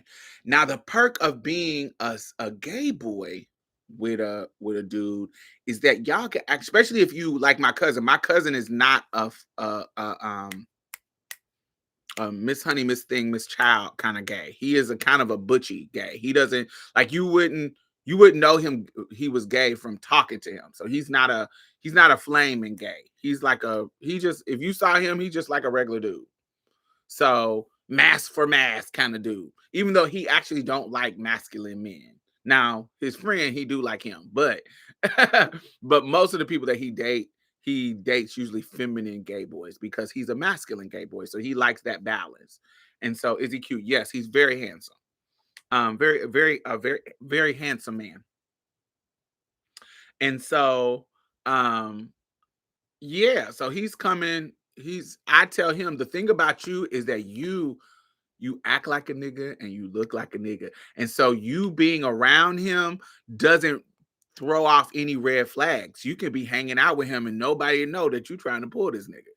Whereas me as a trans woman, if a motherfucker know I'm trans, it can fuck up my whole little thing with him. But the good thing about you can kind of blend. You can be on some espionage shit and be in the space with the niggas at the barbershop and really be pulling. So we all got our strengths. We all got our strengths and privileges in this situation, depending on what you do. And so I say, let me tell you how I would do it. So I give him this whole little game plan of how I will work the set. And he does everything I tell him to do. And in the scenario, he tells the boy they were in a car after weeks of hinting. Come on, Obi-Wan. After weeks of hinting and weeks of after weeks of us hinting at of the sexual stuff to the straight boy, I told him, I need you to tell him now. Like, I need you to say, yo, I want to do, this is what I want to do. Da da da da da. Whatever you want to do. And so in the scenario, back up, me and his cousin go to high school together. I mean, me and the boy. So my cousin, who I'm talking about, me and him, his best friend, he goes to my high school. So I know who the boy is. He goes to my high school because he transferred from the school they went together to my high school. So I know him.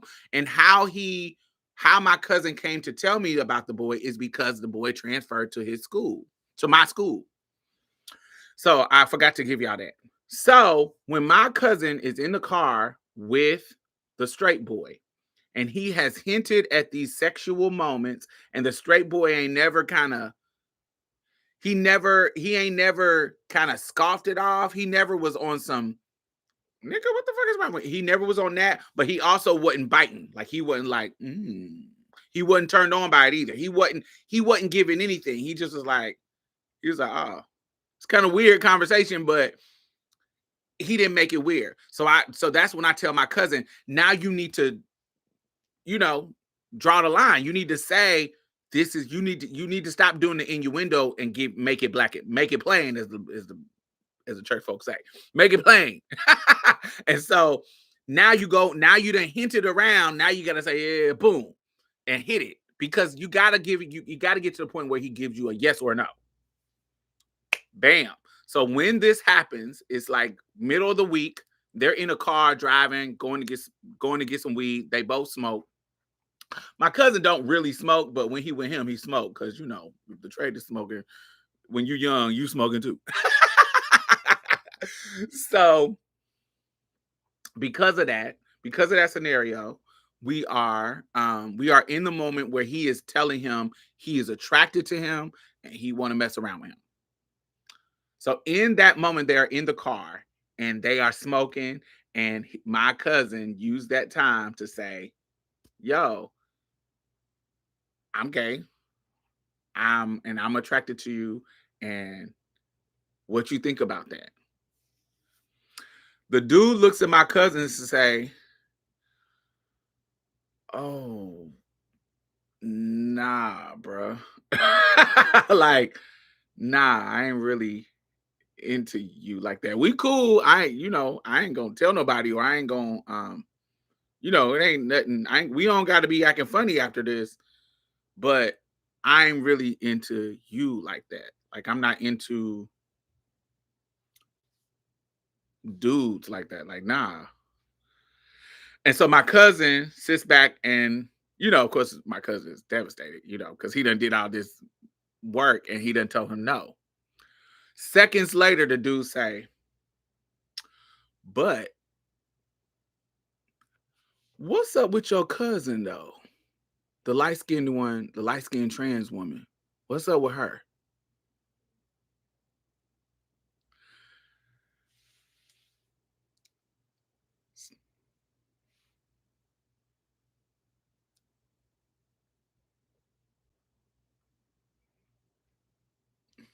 Oh. So my cousin, not being a hater, but he's a hater. We'll come to that later.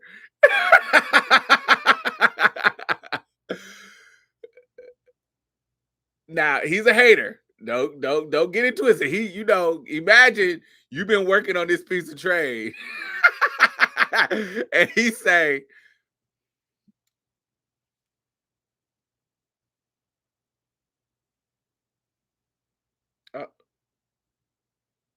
I think am I still here? Because I think my conversation might be getting too spicy for TikTok, because it says it's restricted.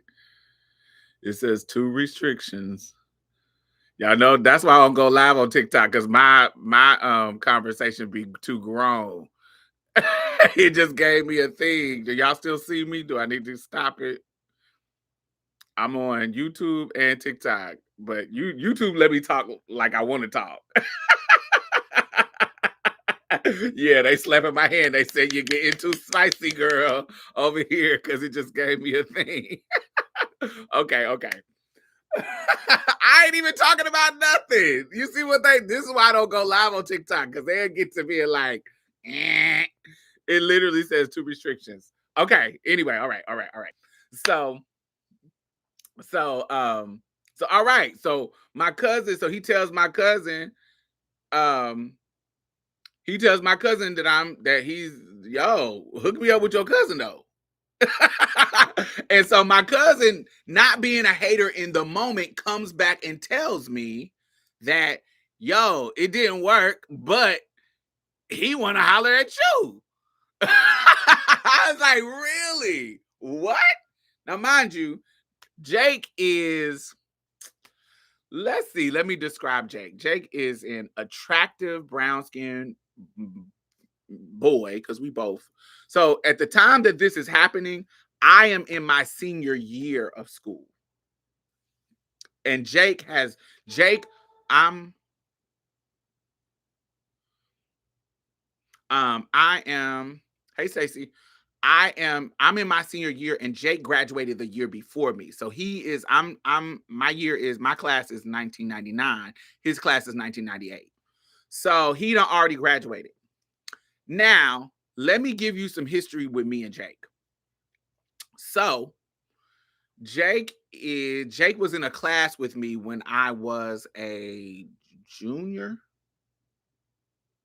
Yes, when I was a junior. We was in our psychology class. And in the psychology class, he's like a class clown.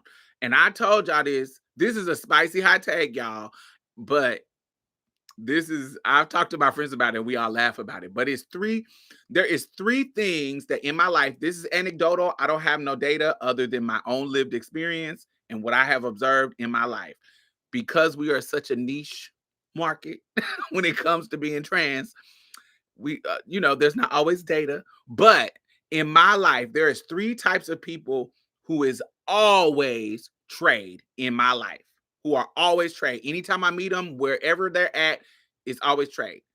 If it's a black boy that exclusively dates white girls, they trade. They like trans women. That's just, I know ain't no data to prove this, but in my life, if they exclusively date white girls, they date trans women. I've never met one that wasn't down. If they exclusively date big girls, like plus size women, exclusively, they date trans women. No data, just my anecdotal lived experience. I have never met a dude who exclusively dates big girls that does not date trans women. And I only date black men, so I don't know nothing about no other race. But the men that I've dated, the men that I've experienced, men that I've saw in my 43 years of life. And the last but not least, if this dude has a class clown personality, like y'all know them people that you were in school with that intentionally want to make the whole room laugh, comedian type dudes, not just I'm naturally funny, but I'm talking about the dudes who intentionally want everybody to be cracking up. Class clown type of personality. Like the comedian, always want to make everybody laugh, always telling jokes, always being funny. I have never met a dude that has that personality that did not get down. Never. So in my life, exclusively date white women, exclusively date big women, class clown. If you have those three personalities, you trade. No data, no research, just my own anecdotal experience in my 43 years. I want to be very, very clear that it's just a theory at this point. There's no data to prove the theory. Just my anecdotal experience. Okay, got it. wait. I want to make sure that my what you call it doesn't shut off. There we go. So yes, just my anecdotal experience. So that's my experience. Anyway, so this guy fits the bill. This guy is a class clown. This is somebody who is always trying to make you laugh. To this day, his personality is exactly the same. If you put him in a room with people, he got fucking jokes. He gonna be having everybody cackling. He is a naturally funny, intentionally funny person. He always just does it. He always, it's just a part of his personality. Um, as a jokester. That's just what it is.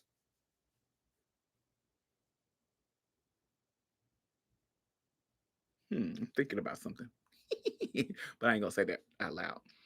Um, but that's just who it is. I haven't experienced somebody who didn't have those three things. Anyway, so I am in my psychology class with this dude, and he's doing his normal shit. He is a class clown. He is being funny. Blah blah blah.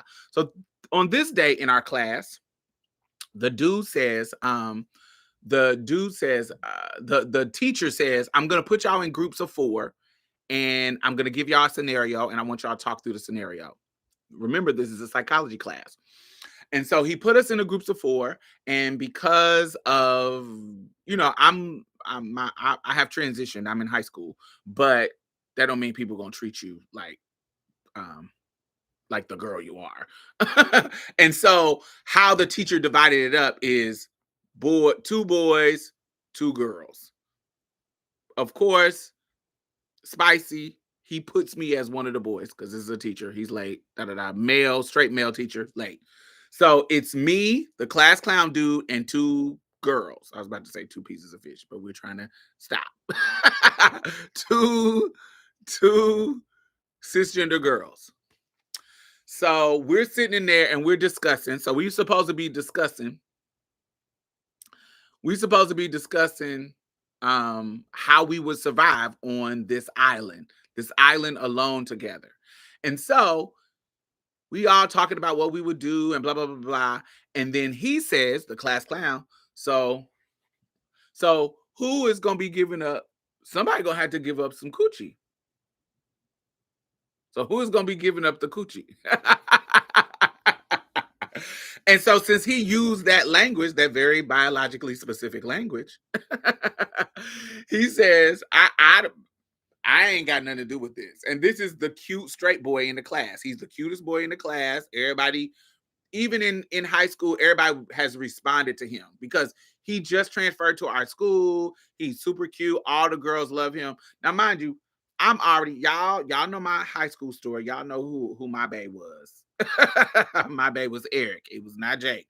It was Eric. So I ain't even thinking about this boy. He cute, but he ain't my boo. He ain't Eric. So I ain't even thinking about him like that. So it ain't really no tea. And so when he says that, I do like this. I ain't got, in my brain, I'm like, I ain't got no pussy for you. You feel what I'm saying? I ain't got no coochie for you. So I ain't got, that's them with the cooch, the girls with the cooch. So he's saying this out loud where everybody can hear. Everybody is laughing at him talk about this. And so the girls say, nigga, not me, not me, not me, not me. And in that moment, he looks over at me and says, well, you better get your booty ready. Everybody in the classroom bust out laughing.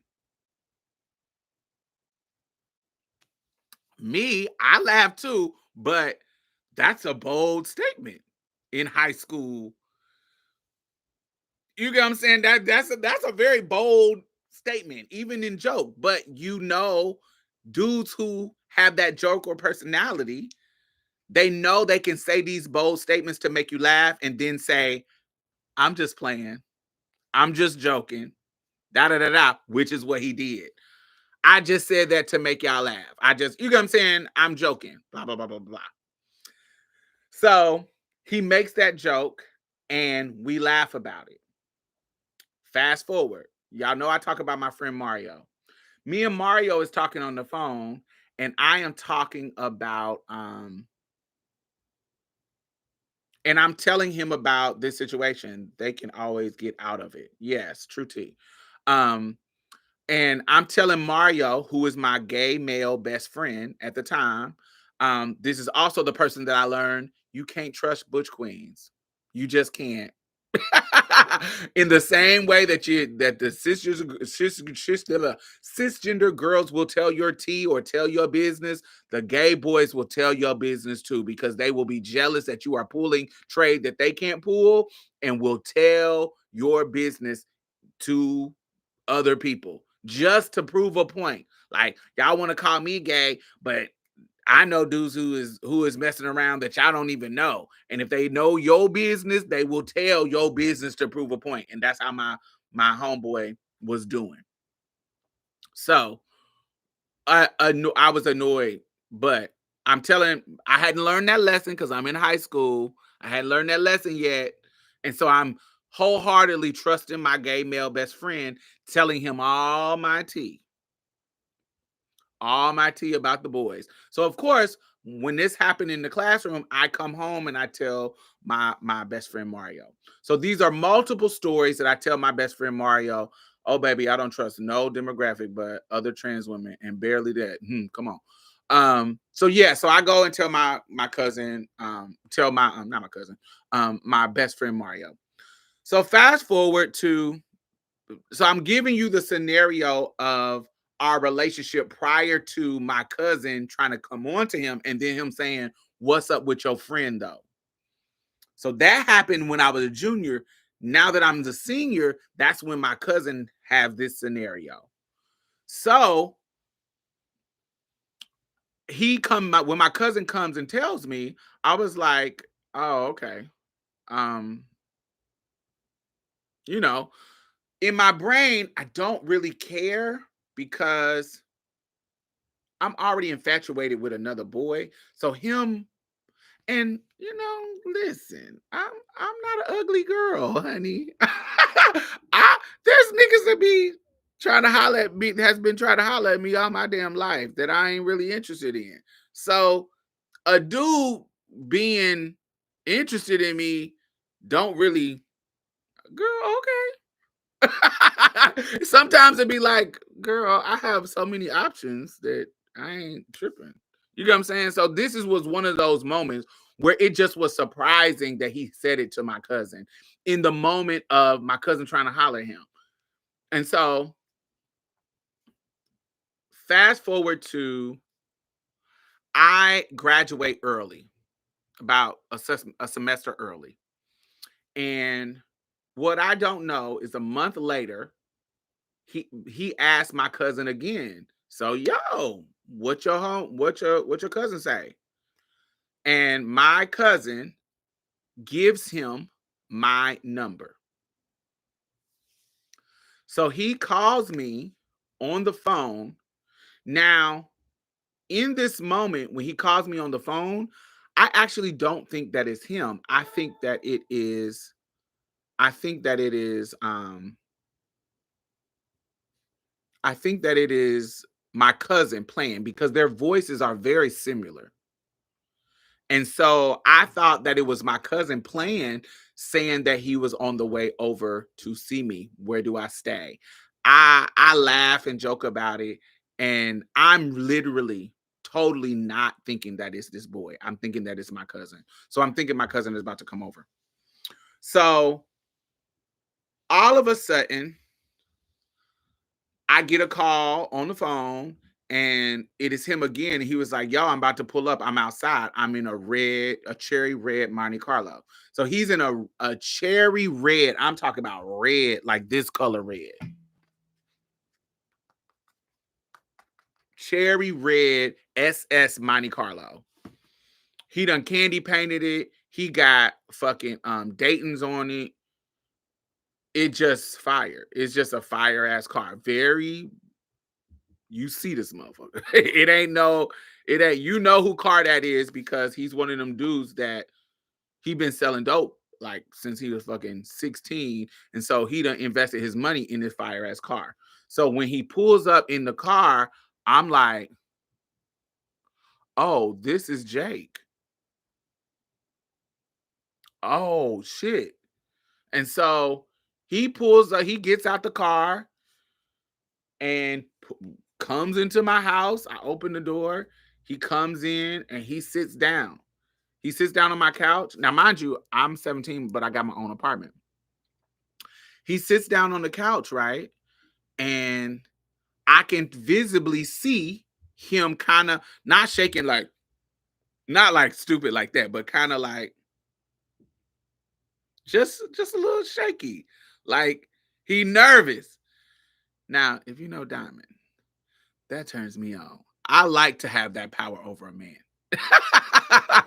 When a man is nervous around me, like he's intimidated and ooh, that does something to me. And so, now mind you, also, I am a 17-year-old young trans girl. At this point, actually, I had only had sex, like somebody penetrating me one time when I was 16 years old. So I hadn't even had penetrative sex but once. So I am a young trans girl. I have not had the experience in the dark arts as as the 43-year-old trans woman. Now, I hadn't had anything. I hadn't had that much experience yet in regards to stuff. And so my mindset around sex was really, really rigid. Really, it ain't changed that much, but um, but I was very binary. I was a touch me not. I was how my mindset was in my teens was if you are a boy, you do the boy stuff. I'm a girl, so I do the girl stuff. So if you trying to do anything with my piece, you are an agate. You are an agate, honey. Agate fog. You are in my brain that will turn me off so quick because you're trying to. And this is how my brain works. If you trying to gobble meats and stuff, you gay. And I don't date gay boys because I'm a girl. How dare you? Don't come over here with that agate stuff and treating me like an agate. I'm not an agate. Y'all get what I'm saying? I had this mindset when I was younger. Not now. Now I'm like, fluid, honey. Let's please each other. But when I'm 17, I'm very much, don't come over here with that agate stuff, honey. And so he was coming over here with that agate stuff. And so he sits on my couch, and when I sit next to him, I'm thinking that I am mindful and demure, honey. Sex kitten. Very mindful, very demure. I'm ready to be feminine and do all the girl stuff. Baby Trey put his hand on my thigh and get to trying to pull the skirt up to get to my piece so he can gobble my things, my cuteness. He tried to get to my cuteness to gobble her. And I'm like, honey, why are you trying to get to my cuteness? No. You're not supposed to be trying to get to my cuteness. I'm trying to get to your cuteness. Why are you trying to get to my cuteness? No, that's not what boys do. So in my brain, I'm like, yo, what is happening? But I'm still kind of like this, not as much as I was when I was younger. I am a ego-driven bitch when it comes to people that I have. I wanted my roster of people that I have to be quality. I don't want it to be ragamuffins. I want it to be top tier men. And so Jake is a top tier man, not because I'm super, super attracted to him, but because other people are super, super attracted to him. He ain't my cup of tea for real, for real. He cute, but he ain't really my tea. But I know he's tea to so many of the cis girls that I knew, that I hung out with. He was so their tea. Like they would tell me how fine he was. He would walk past and they would just be on him and blah, blah, blah, blah, blah, blah, talking about how fine he was. And he was the new boy in school because he transferred to another school. So that also made him a little bit more high stock because, he's new and we ain't been with him for multiple years like the other dudes at the high school. And they used to love him. So as an ego-driven bitch, I want him on my roster. So in normal circumstances, I would have kicked him out. I've kicked many of dudes out when they try to give me head or try to do want to bend them, spread their booty cheeks open. Get out, agate. Get out. Out, out, out, out, out. I'm one of them people. But him, I need him on my roster. I need him on the checklist to say that I had him. So in that moment, I say, ugh, why are you acting like a agate to him? Like, I'm a woman, sweetie. You not supposed to be doing that. You a man. You supposed to be doing this. And so by the end of the session, I done gobbled his cuteness up. And he calls me after the session and he tells me basically that I made him feel the worst he had ever felt, like the gayest. He was like, "Oh, how can the gayest person I know make me feel the gayest?" So he almost went into like a shame depression because of how I treated him in the situation. Now, mind you, he's 18, I'm 17. So I need you to grace us because we are really children. We are kids. But now that we're grown and we reflect on it, he was like, "Man, I left there so shamed and so feeling like super wrong, like everything." So I'm already coming to do this stuff that socially is wrong. But then the person who is the most queerest person I know tells me that I'm also wrong. I felt wrong. I felt wrong. I felt what did he call it? He said he used the language of shame. He said I felt so ashamed. He used the language of what is it when you're he said dysfunctional. He used the language of dysfunction. And so we were able to work through the conversation, but in my younger years, I was not able to work through it because I hadn't worked through that internalized phobia in me. Y'all following me? Because I was too busy trying to validate my own womanhood. You got to understand, I am young coming into my trans womanhood. I'm not totally, I'm secure in myself, but I'm always trying to fight and prove it to people. You see what I'm saying? So it was always a battle. It was always a battle. I'm always trying to separate myself from queer men. I'm always trying to separate because everybody was, I'm trying to teach the people around me that I'm different than a gay man. That I'm trying to the nuance between a gay man and a trans woman. I'm always trying to teach the difference and then I'm just always in a battle where when I'm older, I'm more secure in myself. So oh, you don't fuck with us like that, cool. I'm more secure and don't want to deal with the battle of the situation.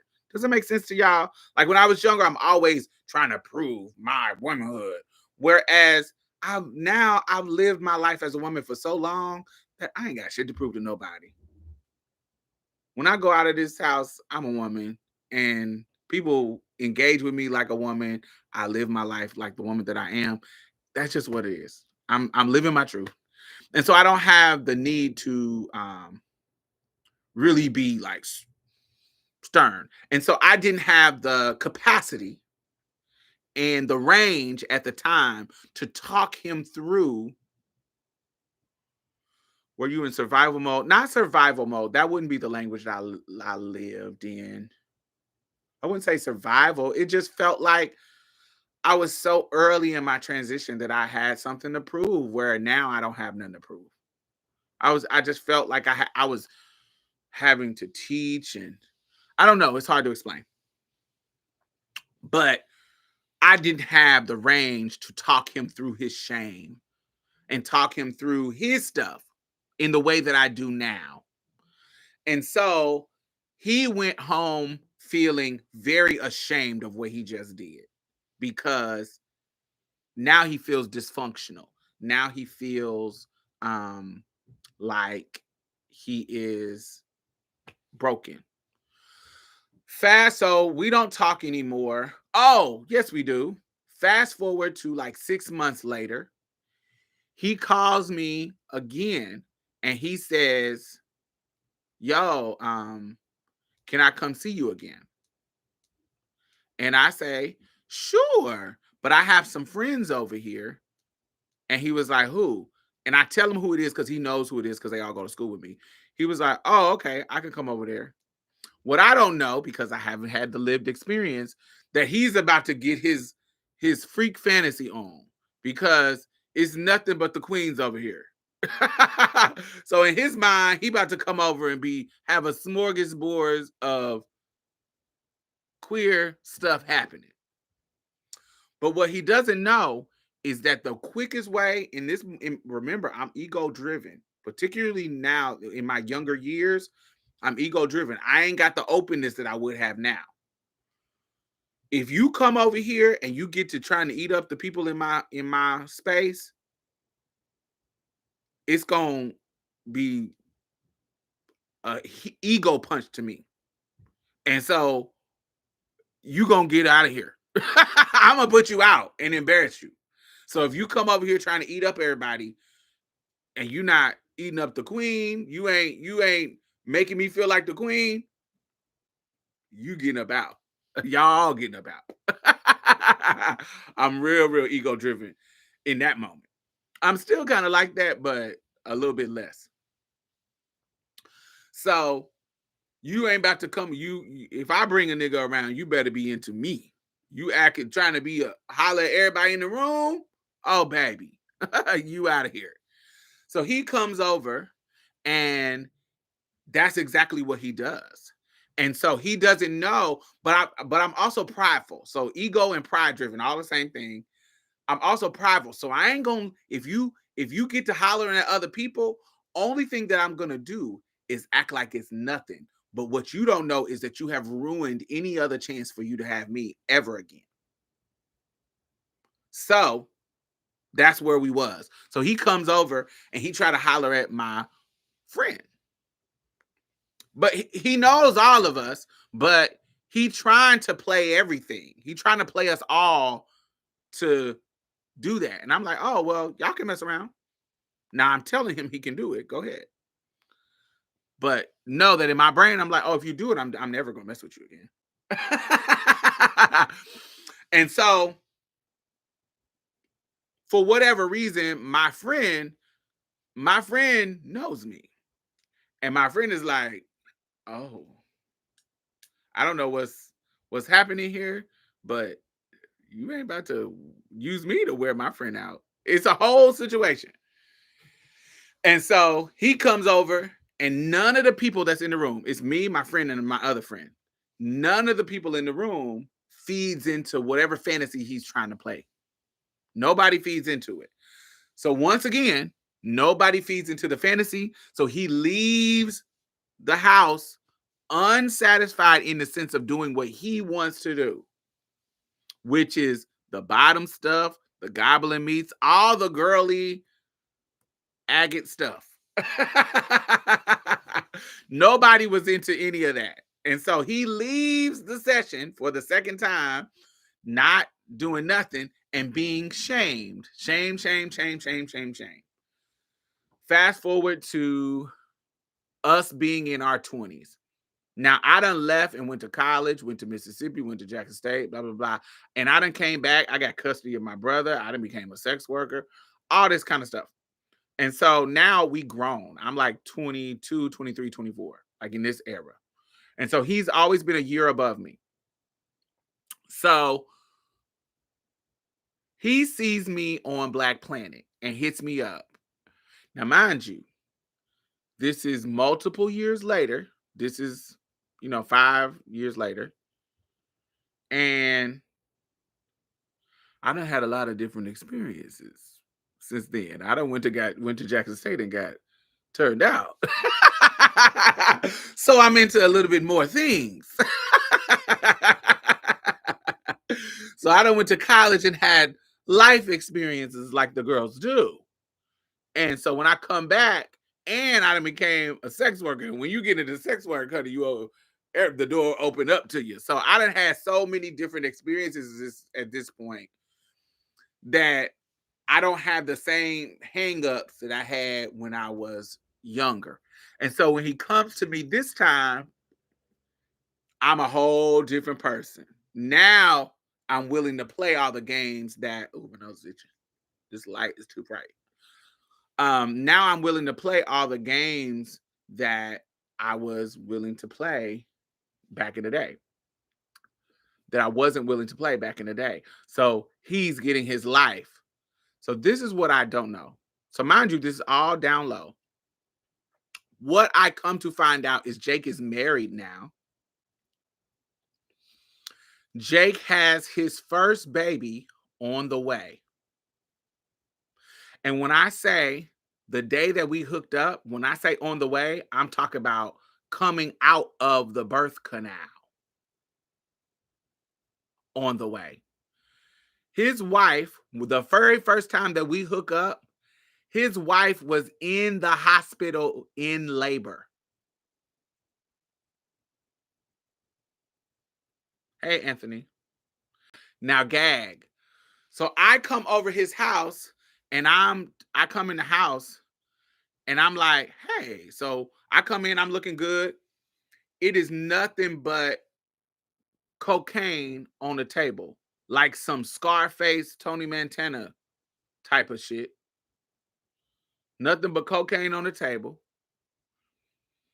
And he looking good. He looking fine as hell. And I asked, yo, like, I'm asking him questions or whatever. He was like, oh, my wife is in labor. So she's in the hospital in labor. And so this is the only time I could get away. And so I'm like, oh, okay. Now mind you, ain't got nothing to do with me. I ain't got no vows. I ain't made no vows to nobody. But that's the irony of the situation. His wife is in labor while he's home messing around with a trans woman. And this is the first time that we do all the stuff. I'm beating his cakes.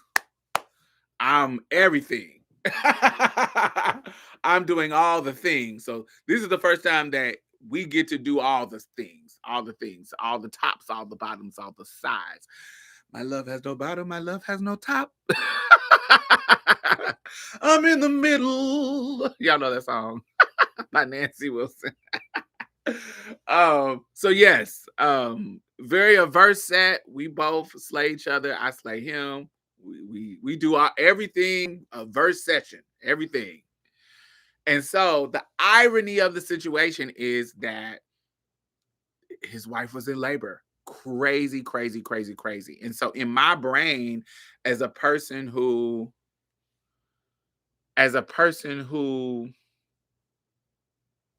you know, at this point in my life, I done been in relationships. It just was very, very crazy to me that you would be cheating on your wife, your baby mother with your first child, having your first child, and while she's in labor. Like, it was crazy to me. That situation was crazy. So that was a situation where I'm like, these DL niggas, they ain't nothing. Like, they are very, very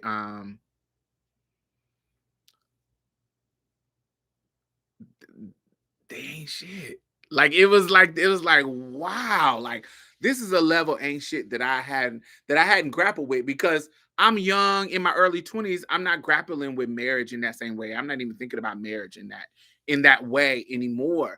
So to imagine being a woman that is married to a man and feeling like he is on the up and up, straight, da da da da da da, and then I'm in this. We done had this. We live together. I am having your baby. I'm in the hospital having your baby. First of all, why you ain't next to me at the hospital? You in my fucking bed getting your cakes beat to smithereens. Crazy. So, throughout the years, anytime that I come back to my hometown, we have hooked up.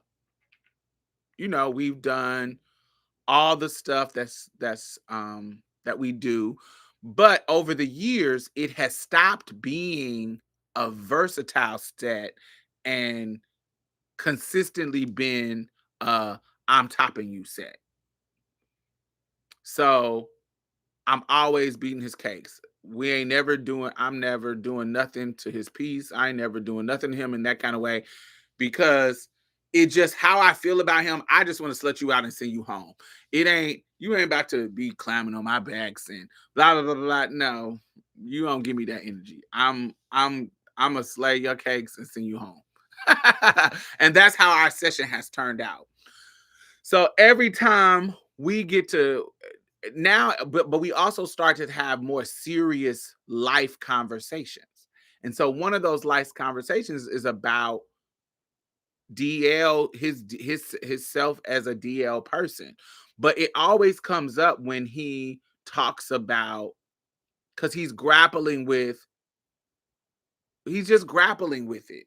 And it almost like is a like he this is how the conversation will start off. He was like, yeah, why see, females got it made. Females, they gotta, first of all, you calling females females. You calling women females. That's so weird. Um, but females is da-da-da-da-da-da-da-da-da-da. And they can do what they want. They can be out here doing all kinds of lesbian stuff and go back to their life like ain't nothing ever happened. We can't do that. That's privilege and and he's having these kind of conversations with me, and and I'm always like, but you can do that too. You just got to be fearless about doing it. What are you talking about?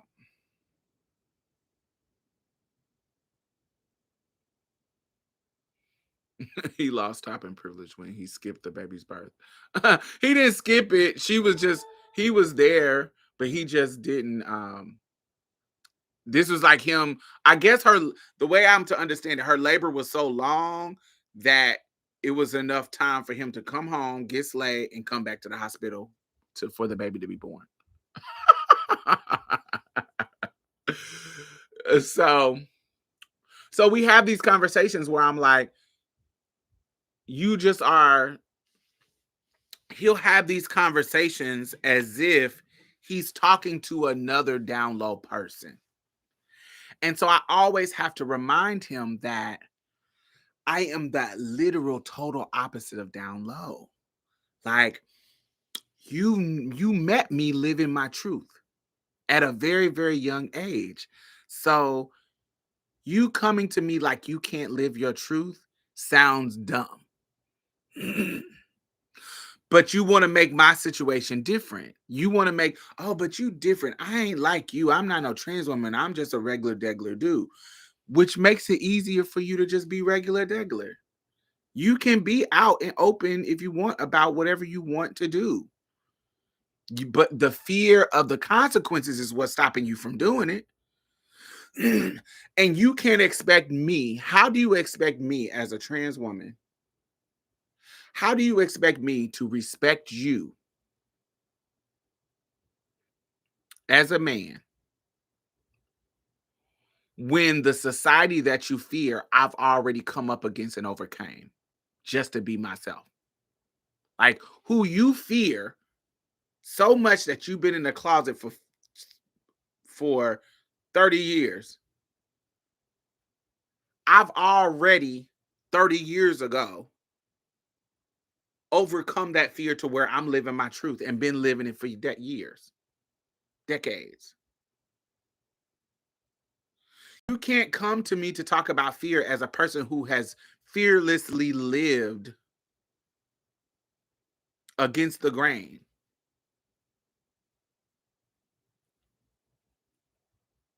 I can't respect you as a man. Like, because the whole patriarchal thing is you as a man should be able to stand on your own 2 feet in your wants, in your desires, in your what you conquer, what you love, and be a man. But you literally being a you literally are so fearful that you're not living your truth. You're living in secret about your whole fucking whatever life you live. But I'm not gay. I do like women. Yes, you do. I think you do. But you're bi. You can't come out as bi. But I don't like dudes. I like trans women. Okay. That makes you queer. The fact that you're having the conversation with me lets me know that it's something different from straight men. Regular straight men. Now I understand the nuance of it. I get it, but there is a nuance. I'm somebody who thinks that you're queer. I won't say you're gay. I get it. I understand. I don't know if the world is gonna understand, but I understand. I think you are queer.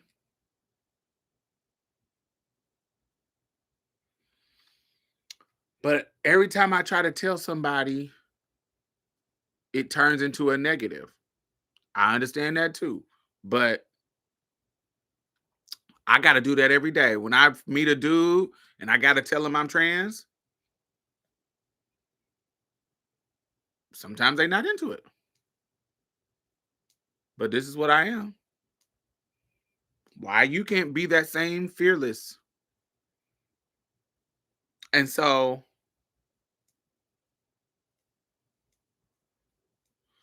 in my brain, I'm like, I just can't respect you.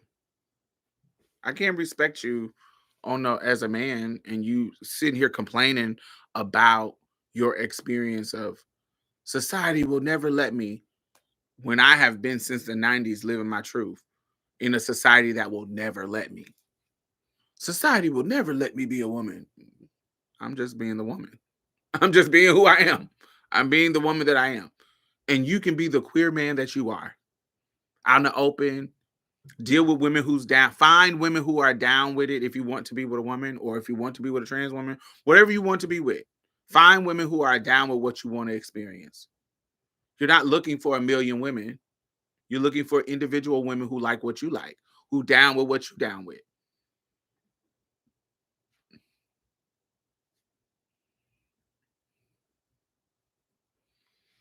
And so, Jake, me and Jake has gotten into it. Me and Jake has not gotten into it in the sense of fighting, but in the sense of I always, every time he slide in my inbox on some bullshit, I call him out about it. I like, you fake. And you be on the internet having all these conversations. Now, what I have seen a shift in him is like in his conversation online, he used to not have like queer conversations. But now I do see him calling people out on their hypocrisy when it comes to gay people and in regard to black people. He used to not get in the conversation at all, but I do see him sometimes calling people out. So at least he's doing that.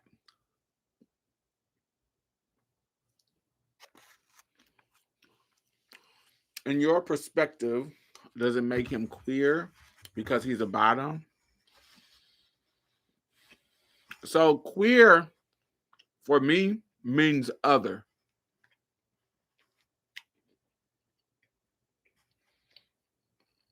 I think queer is doing anything outside of straight vanilla sex.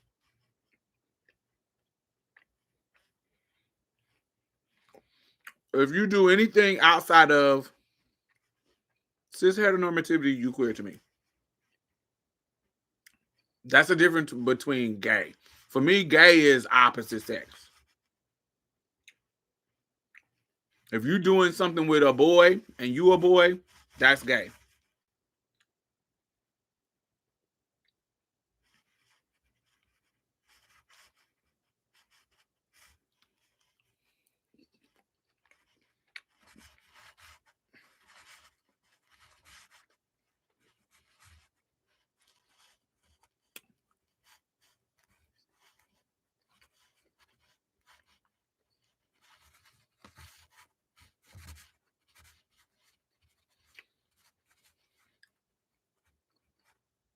Queer is disrespectful to me. Why is queer disrespectful to you?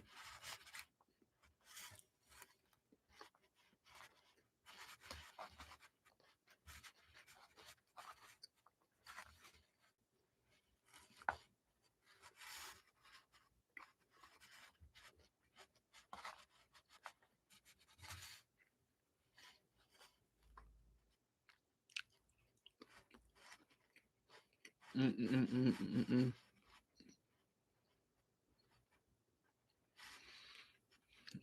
You have made me happy for years going back to the Venus Mars songs. Thank you. I can't see your name because it's in cursive, but thank you. I think that every sexuality has a range. I think they're straight, but a low volume straight. Where the loud volume straights definitely don't want us. I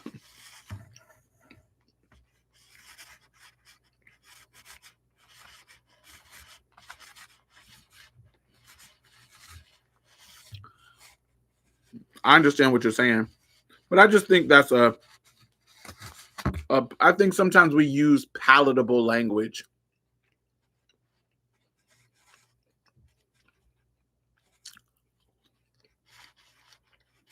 for people. I've heard the argument that black people are queer because we are outside of the white cis male Christian phototype. I've heard that too. I've heard that too, and the problem that I have with that is it places those people, white male Christian, at the center, and I think it's our job to decenter white people.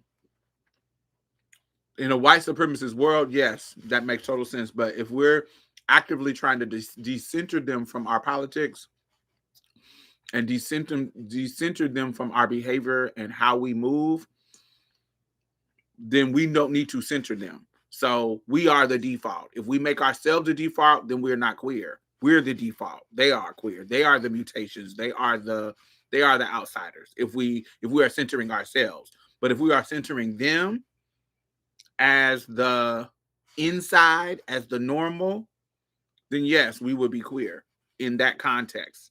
But I don't agree with that because I don't center white people in my narrative. They can be a part of the conversation because I know we live in a world that wants to strive to be white supremacist, patriarchal, imperialistic. I know we live in that world where they have power in this situation, but in my politics where I have the power, they are not the center. That's where I want to go. I'm not saying that I am I don't work through all of that, but that's not where um I want to be.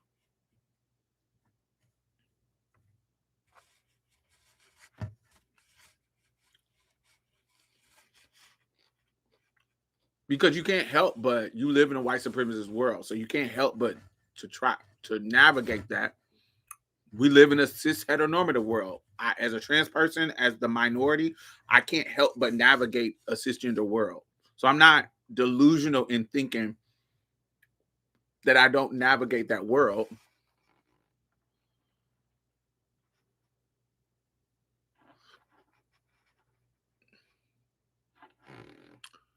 Now they're making me do the puzzle pieces. Can y'all still see me on TikTok? How many people? Um. So, okay. So, I'm not saying that it doesn't, but I don't want them to be the center. Do you see what I'm saying? I'm not saying that. I'm not saying that that doesn't exist. I just don't want them to be the center. Does it make sense, Brandon? So I don't want to pigeonhole all black people into being queer just because we live in a white supremacist world. But I understand what they mean. I understand what they mean. It's similar to, like, if we think about Black women and the question of who is a woman. So recently, August 14th or it's August something. I can't remember. I think it was 14th. Anyway, this month is the anniversary of the 19th Amendment, women's right to vote in the 1920s. Okay, 1920. So women, the Congress, the amendment, the 19th Amendment said that you can't discriminate on the basis of sex. So that means when it comes to voting, okay? So if you can't discriminate on the basis of sex, what it means is women are able to vote. But who was not able to vote in 1920s?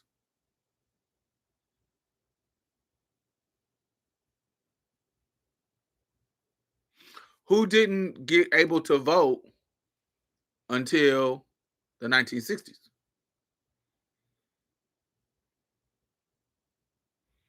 So if you was a woman in 1920, why weren't you able to vote?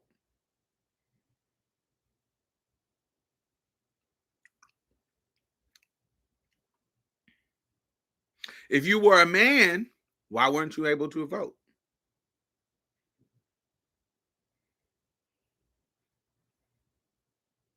And so we're talking about the 19th Amendment. So if you were a woman, why were white women just able to vote and not you? You should have been a woman. You must not have been a woman yet. Politically, you barely was a citizen. Politically, women got the right to vote. You should have been able to vote. Black women should have been able to vote, but you weren't. You weren't considered a woman yet.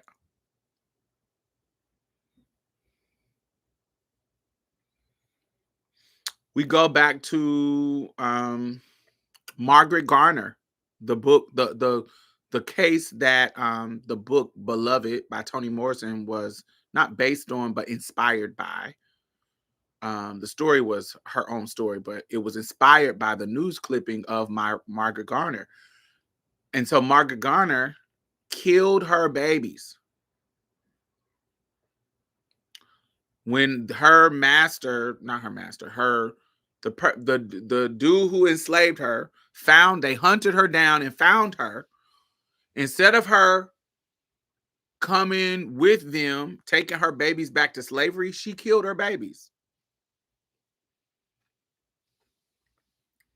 She was like, no, they're my babies, and I'd much rather them go to God than to come back to slavery. And so what that did, that opened up a case to determine on a legal level, did she destroy property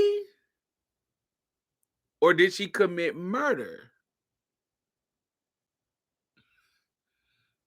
Imagine. But that's literally what the case against her was. Like, how are we going to try her? Are we going to try her as a murderer or as a person who has destroyed property? That's literally what the judge was determining, because she destroyed this man's property. Because if we say that she is creating murder, we make her, that means they're human. They're not the cattle and the property that we say they are. They're actually human.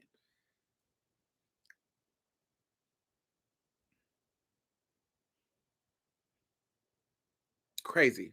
So we weren't even human yet. So when we talk about when we talk about people who aren't women, people who aren't what they say they are, or when we talk about biology and these litmus tests of womanhood, litmus tests of humanity, these whatever this line is of what a woman is, what a woman isn't, that line has always been gray and mutable and movable and adaptable and shifting and turning and moving and curving. Da, da, da, da. It's always been that when it comes to particularly Black people in this country. But in other countries, it manifests in a different way. We just, ours are just about heavily around race, not saying that that wasn't, because the same thing happened with Dido in um, England, I think. Um, our humanity and our womanhood and all that kind of stuff kept shifting. And so it's ironic when people who weren't even considered women a little less than 100 years ago, a little over 100 years ago, is telling me I'm not a woman. Eh, you weren't a woman 100 years ago either. You couldn't even vote. Even though you had a pussy, even though you could have babies, even though you were a female, chromosomally, you weren't a woman either.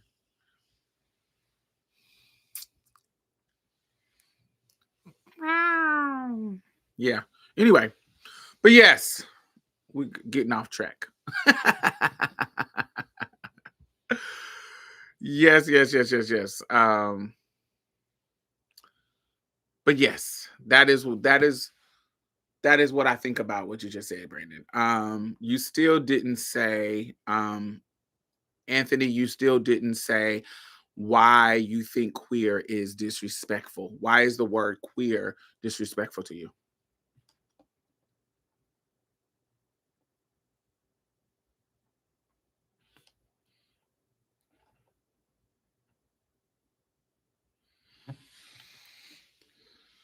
Yes. You are right, Miss Ronnie. Cattle, property, cattle, not even human.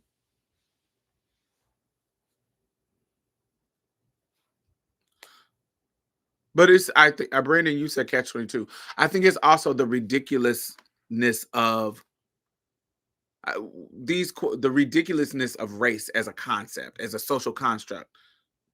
That is what they were grappling with. They were trying to make something that is not really real, which is race. We know as a concept and how it affects the world, it is real, but on a biological level, race isn't real. We're all the human race. There's different, you know what I'm saying, different things, how our humanity manifests when it comes to color of our skin, how our hair is, how our eyes is, how our lips are, how our body is. Yes, those are differences, but we're all human. And so race as a construct isn't really real. It's based on bullshit. But what we are grappling with now is how gender is as a concept isn't really real. This is not saying that there aren't different sexes and different chromosomes manifest differently, but what I'm saying is there's not a clear cut line in those chromosomes because we all can manifest in different gray areas of between male and female on a sexual level, on a sex level.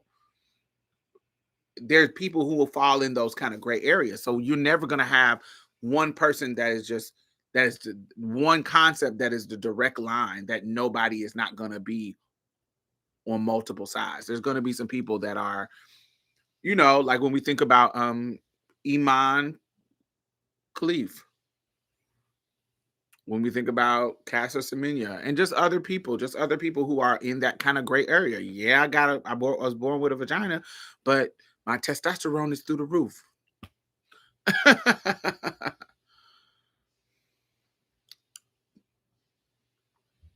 Yeah, I was born with a penis, but my estrogen is through the roof naturally. Or I was born with a vagina, but it was because I was immune to the androgen, I actually was supposed to be a boy. I have an XY chromosome. So I was supposed to be a boy, but I was immune to the androgen. So it didn't manifest. It didn't manifest in the same way that it was. So I I was raised as a girl, but I was really chromosomally supposed to be a boy. I think race is real in the same way money is real. Paper assigned to certain value. Yes, because money is a social construct. You know what is an amazing book that explains it? Oh, I can't show y'all because I'm on live. Hey, what is an amazing book that explains that as a concept is Stoned. It's by her first name starts with an A J. It's AJA. I can't remember the last name, but it's AJA. But it's called Stoned, and it's talking about, it kind of breaks down the history of things that we consider valuable, like money, diamonds, Fabergé eggs, pearls. Um, and it kind of gives you this history of how these things became to be valuable, considered valuable, because money and value of things is a construct. And money is a construct. What we consider value is kind of like caviar. Like why is caviar so expensive? Fish eggs. Why is that expensive? Why is lobster considered like high end dining and so expensive? Even though in the late 1800s it was throwaway food. Like they used to feed it to the slaves. It was not considered a delicacy, and they flipped it. There's a history in lobster. A racist history in lobster on why lobster is considered dope. Stone, Jules' obsession, how we desire shape the world, Aja rating. Yes, thank you. Um, yes, and so that book, there's an audio book version. Listen to that book. It's quite amazing. It's quite amazing. Like, did y'all know that New York Island, the island that New York is on, was bought from the Native Americans with beads? Like they bought New York from Native Americans with beads because Native Americans, beads was their currency. And when these white people come over to colonize and and they like, oh, they think beads are currency. Okay, well, let's give them all these beads because they don't value beads. They don't care about no damn beads. They're like, okay, well, take these beads for all of your land.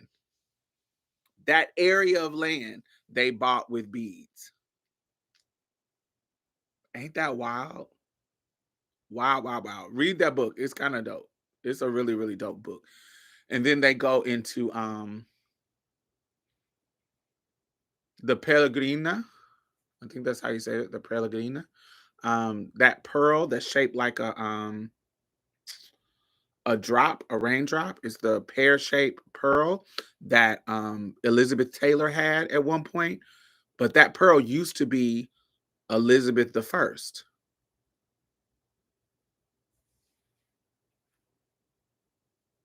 Manhattan, yes. The pearl, it has such a long history of why it is valued and why it is, you know, why it's worth millions. Fabergé eggs that come from some Russian history. Why Fabergé eggs are so expensive and valued at so much. They go. Oh, did y'all know that tulips, the Dutch market, the Dutch area, tulips used to be their currency, and their economy crashed because why tulips are a historical like flower in that area. It used to be money. It used to be their money. Tulips, the flower, tulips. And it made their economy crash. Like the actual flower, y'all. That used to be their money.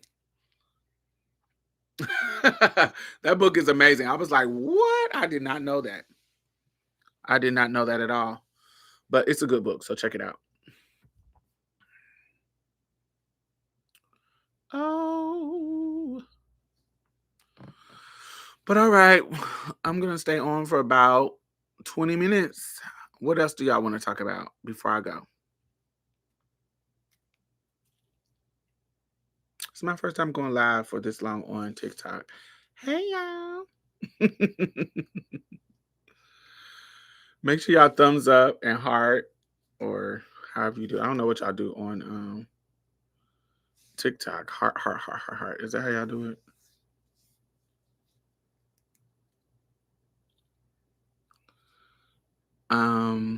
Yes.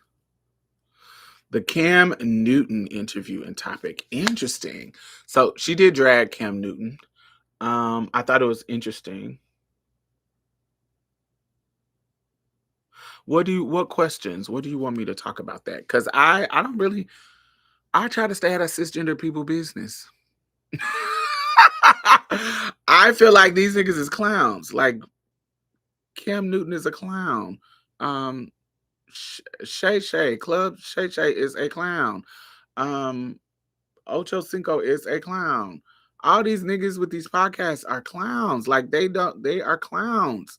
Like, so I don't understand why we are putting stock in their opinion about life. You running around making babies, making all these babies only because you're rich. Well, no. There's men who broke making all these babies too. But only reason you are judging women, you are in this position that you're in because of patriarchy. You are in this position because of money, capitalism, patriarchy. You have money so you can afford to take care of your babies. You're not taking care of them, you're financing them. And you want some other women to come in to make more babies that you can finance and not be in their life. And like she said, this broken home, everything she said was on point. But what's embarrassing is the girl who is at home doing all this wife stuff, cooking and cleaning and getting all his stuff ready. And he's on the internet embarrassing you, saying he's still looking for a wife. And you're doing all this wife stuff for him, getting his stuff ready, getting his kids together, getting him prepared to go back to work or back to do whatever he needs to do. You doing all the wife stuff. And he is telling people publicly that he's still looking for a wife. Embarrassing. You not embarrassed? Embarrassed. You not embarrassed? That's not embarrassing. Like you out here being queen, pick me. I do this for my man, my man, my man, my man, my man, my man, my man, my man. And get his lunch is ready. Get the kids off to school. And you're doing wife things. He had you as a wife, and he's sitting on the internet on a podcast, public broadcasting that you are not wifey material. You are not the wife. While you chastising other women.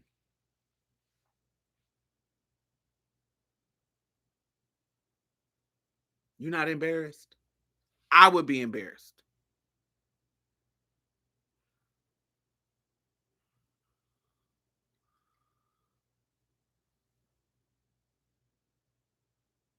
Well, I wouldn't say they're doing the job for free. They do get, he is a rich man. He is a rich man. So I know the utility of it. But you don't have any security, baby girl. Because what happens when he does find a wife? What you gonna be? Yeah, you got these kids that he's gonna take care of because he got the money to do. But you're gonna waste all your good years and be a cat lady and be by yourself with your kids because you done spent all your good, beautiful years with this man that picked another woman as his wife because you wasn't the wife.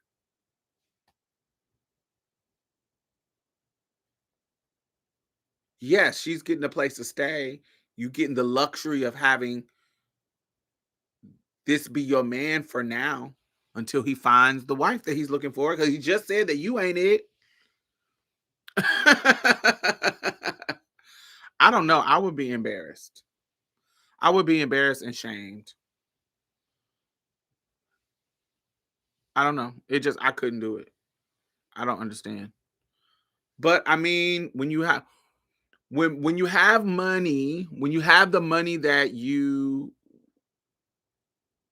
when you have that amount of money, that amount of access, there are going to be some people who make those kind of sacrifices to just have access to that.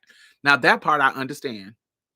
As a ex-sex worker, as somebody who is always, me and my friend Zarandrian, we were talking about this. We were talking about compromising in relationships, and he was like, he was saying, like, I don't want to make those kind of compromises in my relationships. Because I said, well, we make those compromises with our politics. Look at most of us progressive Democrats don't fuck with a Biden administration. We don't really want to fuck with a Harris and Walz administration, but I much rather be organizing against a Harris administration than a Trump administration. So the compromise is I'm going to vote for Harris, but once she get in office, I'm going to be pushing her to the left, pushing her to be more progressive and pushing her to do what I want her to do, organizing against her, because it's easier for me to organize against her than me organizing against Project 25 and the Trump administration. So the compromise is not that I love a Harris administration. I don't, I don't particularly like the project of America, but I am American and this is where I live. So I'm trying to make the project better. And that's what Black people have always done for the project of America. We have, pushed it to live up to its ideals. That is just something we have always done. And so I'm going to try to push whatever American system is in place to be better. But you making those kind of compromises in all your relationships, and I think everything is political, but you're making all those compromises politically, even in your intimate relationships. What are you willing to deal with to get access to something else? You feel what I'm saying?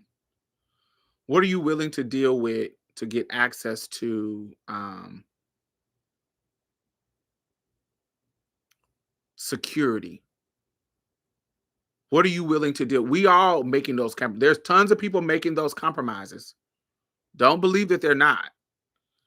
What are you willing to deal with to keep this house and roof over your head? Whether that be I'm willing to hop to a little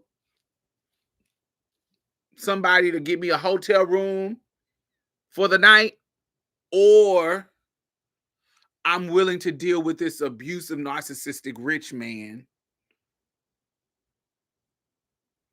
to be in this amazing, beautiful mansion for a couple of years. Those are the same type of compromise.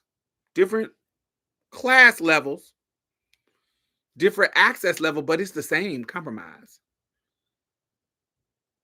On the bottom line level, it's the same thing. And so I understand her saying, oh, I'm a lucky person to have access to this rich man. Because some of us have babies, not me, but some of us have babies to broke men with nothing. With broke men with nothing. And we wish we were lucky to have a baby by a rich one. She has had a baby by a rich one. And that's probably going to be a meal ticket for her for the rest of her life. That's the perk of having a baby by a rich man. And so her compromise is, yeah, I may not be a wife, but I have access to these riches and this life because of Cam Newton's money. And I understand that, but that is dangerous and it makes you very, very vulnerable. I'm not saying that I wouldn't make a decision like that. I'm not saying that, I'm not saying that I'm not on no self-righteous high horse, but it is a dangerous position to be in. Not just dangerous in life danger, but just very, very vulnerable, because when he is tired of you and wants to trade you in for something younger, you don't have any kind of legal discourse to do anything. He can just put you out and says, "Oh, I'm just gonna give you what I want to give you because I'm not married to you." It's different if you married to a motherfucker, you can take him to court and get the courts to force a certain amount of money. But you ain't married, he can just give you what he wants. He could just send you out. Oh, I'm just gonna put you in the house and just give you what you want. You gotta figure it out. I'll take care of my babies, this, my babies, that. What you gonna do when your babies get grown and he ain't gotta take care of, and he can take care of them more directly, and he don't want you no more? Then what gonna do? You're not young and hot and pretty no more. What you gonna do? And what if you get terminally sick? What if you get cancer or something else, something that can't be cured, or something that is can't be cured that's gonna kill you slow? Statistically, husbands leave their terminally ill wives 7 times more than wives leaves their terminally ill husbands. Did y'all hear what I'm saying? Husbands leave their terminally ill wives 7 times. This is data. 7 times they're more likely to leave them than women leave their terminally ill husbands.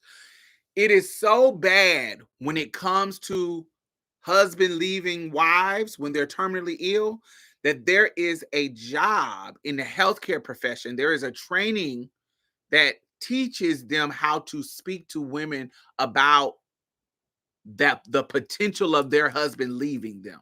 That is ingrained in the policy of their training, of healthcare providers training. That's how bad it is.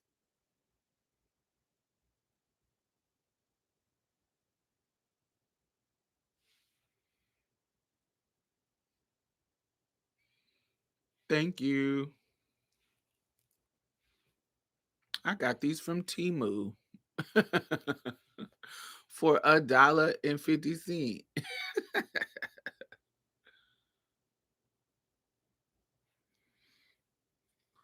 Men really ain't shit. Some of them are not. So, what are you gonna do if something happens and you're not married to this man? He can literally, it just makes you more vulnerable, and he can literally throw you away. And he's telling you right now that you're not wife material, and he's looking for somebody that's wife material. Why you at home doing all this wifey stuff? It is crazy to me. It is wild and crazy to me, and I don't understand. They be expecting women to be maids, mules, and mattresses, and when they won't, can't, they move on. That part, but all this also is data.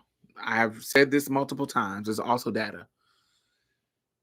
Married men live longer than single men.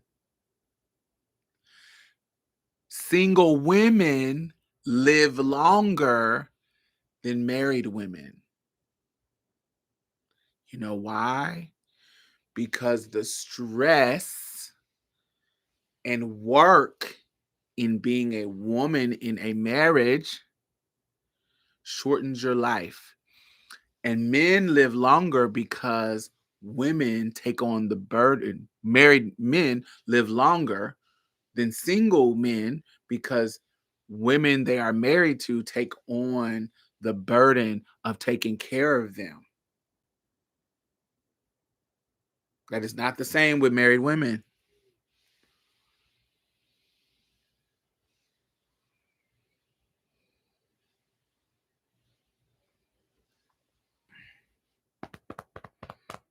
Women take on the stress of the whole family.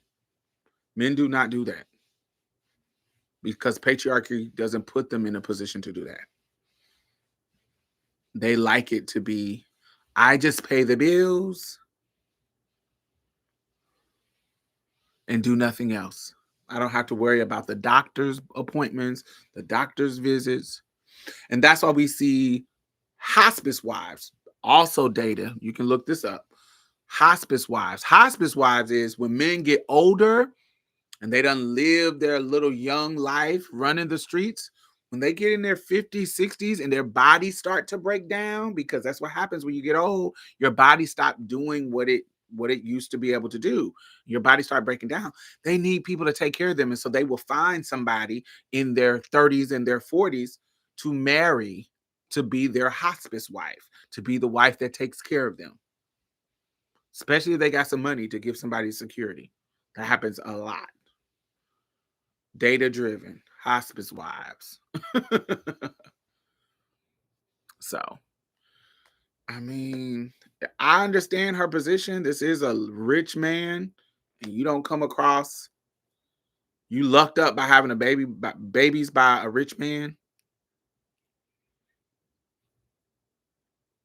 But it's a vulnerable situation once you get older.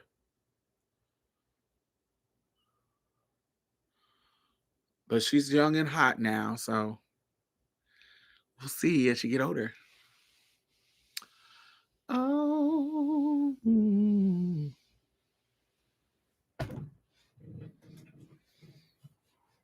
Yes.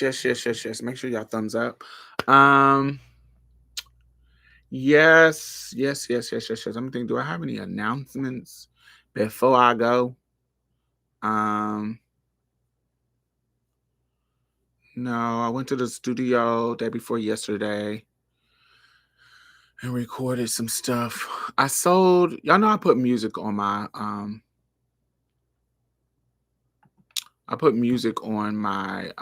my SoundCloud. I don't just put my podcast, I put my music. And I sold one of my songs. Isn't that dope? I had never sold one of my songs. There is a song that I released back in May for Mother's Day. I released it on Mother's Day, and it is called Voice from the Outside. Let me see if I can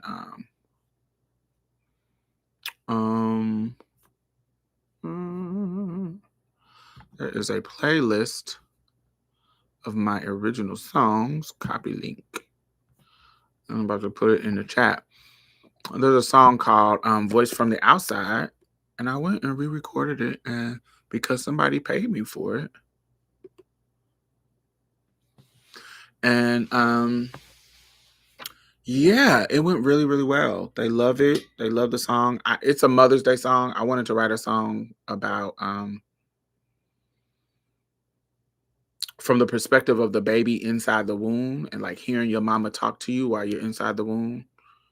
And it was called The Voice from the Outside. And I love it. I love the song. It's something I just wrote because it was a interesting idea.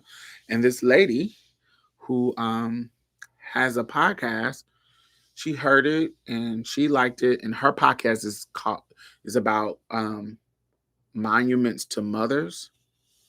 And she liked it and bought it. So I'm excited about that. I'm so excited about it.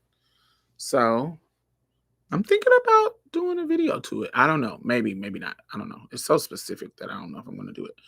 But I love the song. And so, yeah.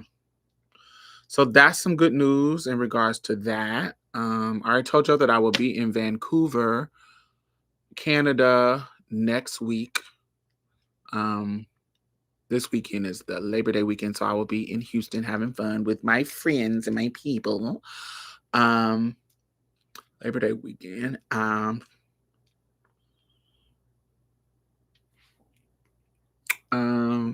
What else is coming up? September, October.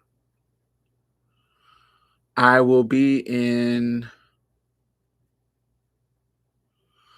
let's see. I'm going to the Dominican Republic for Christmas, but that is far down the line, but that's the good stuff. Let me see. No, other than that, I don't have nothing else. Are you trying to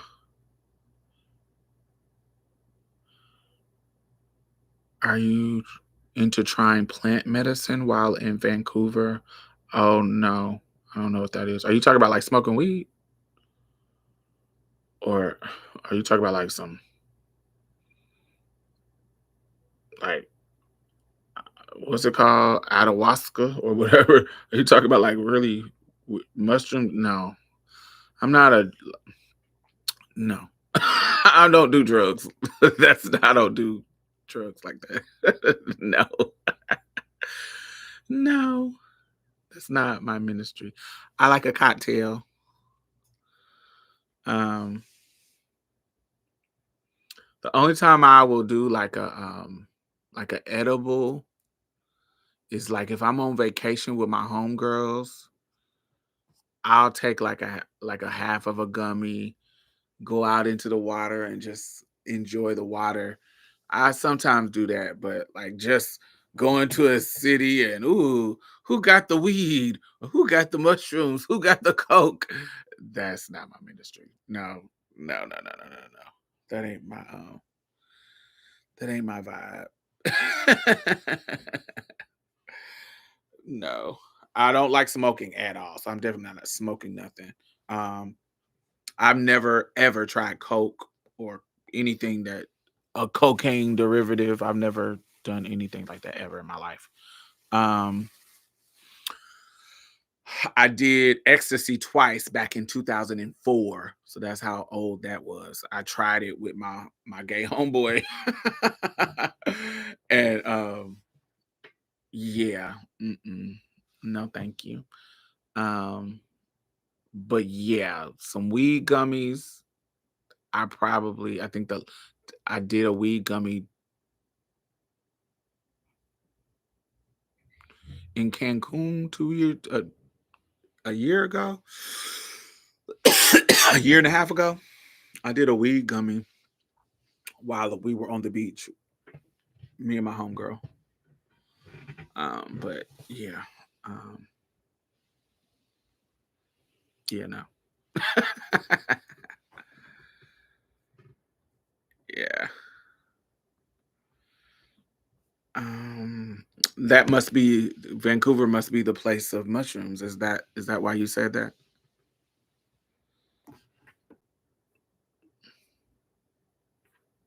I've been looking for some black trans people in in Vancouver to meet, but it's really hard to find some black trans people since there's not a lot of black people in Vancouver.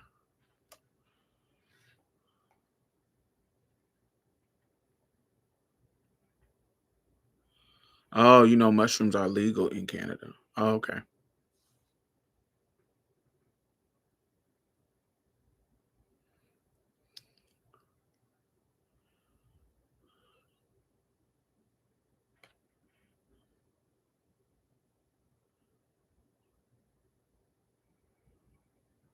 Mm. But all right, darlings, make sure you thumbs up if you're listening after. I will chat with y'all next week. Wait, will I chat with y'all next week? Yes, I will. Yeah. So that is on. Yes, I'll be here. So yes, I will chat with y'all next week. I will be in town, so I will be definitely doing a live, and we will see. I will see y'all. Thanks for chatting with me.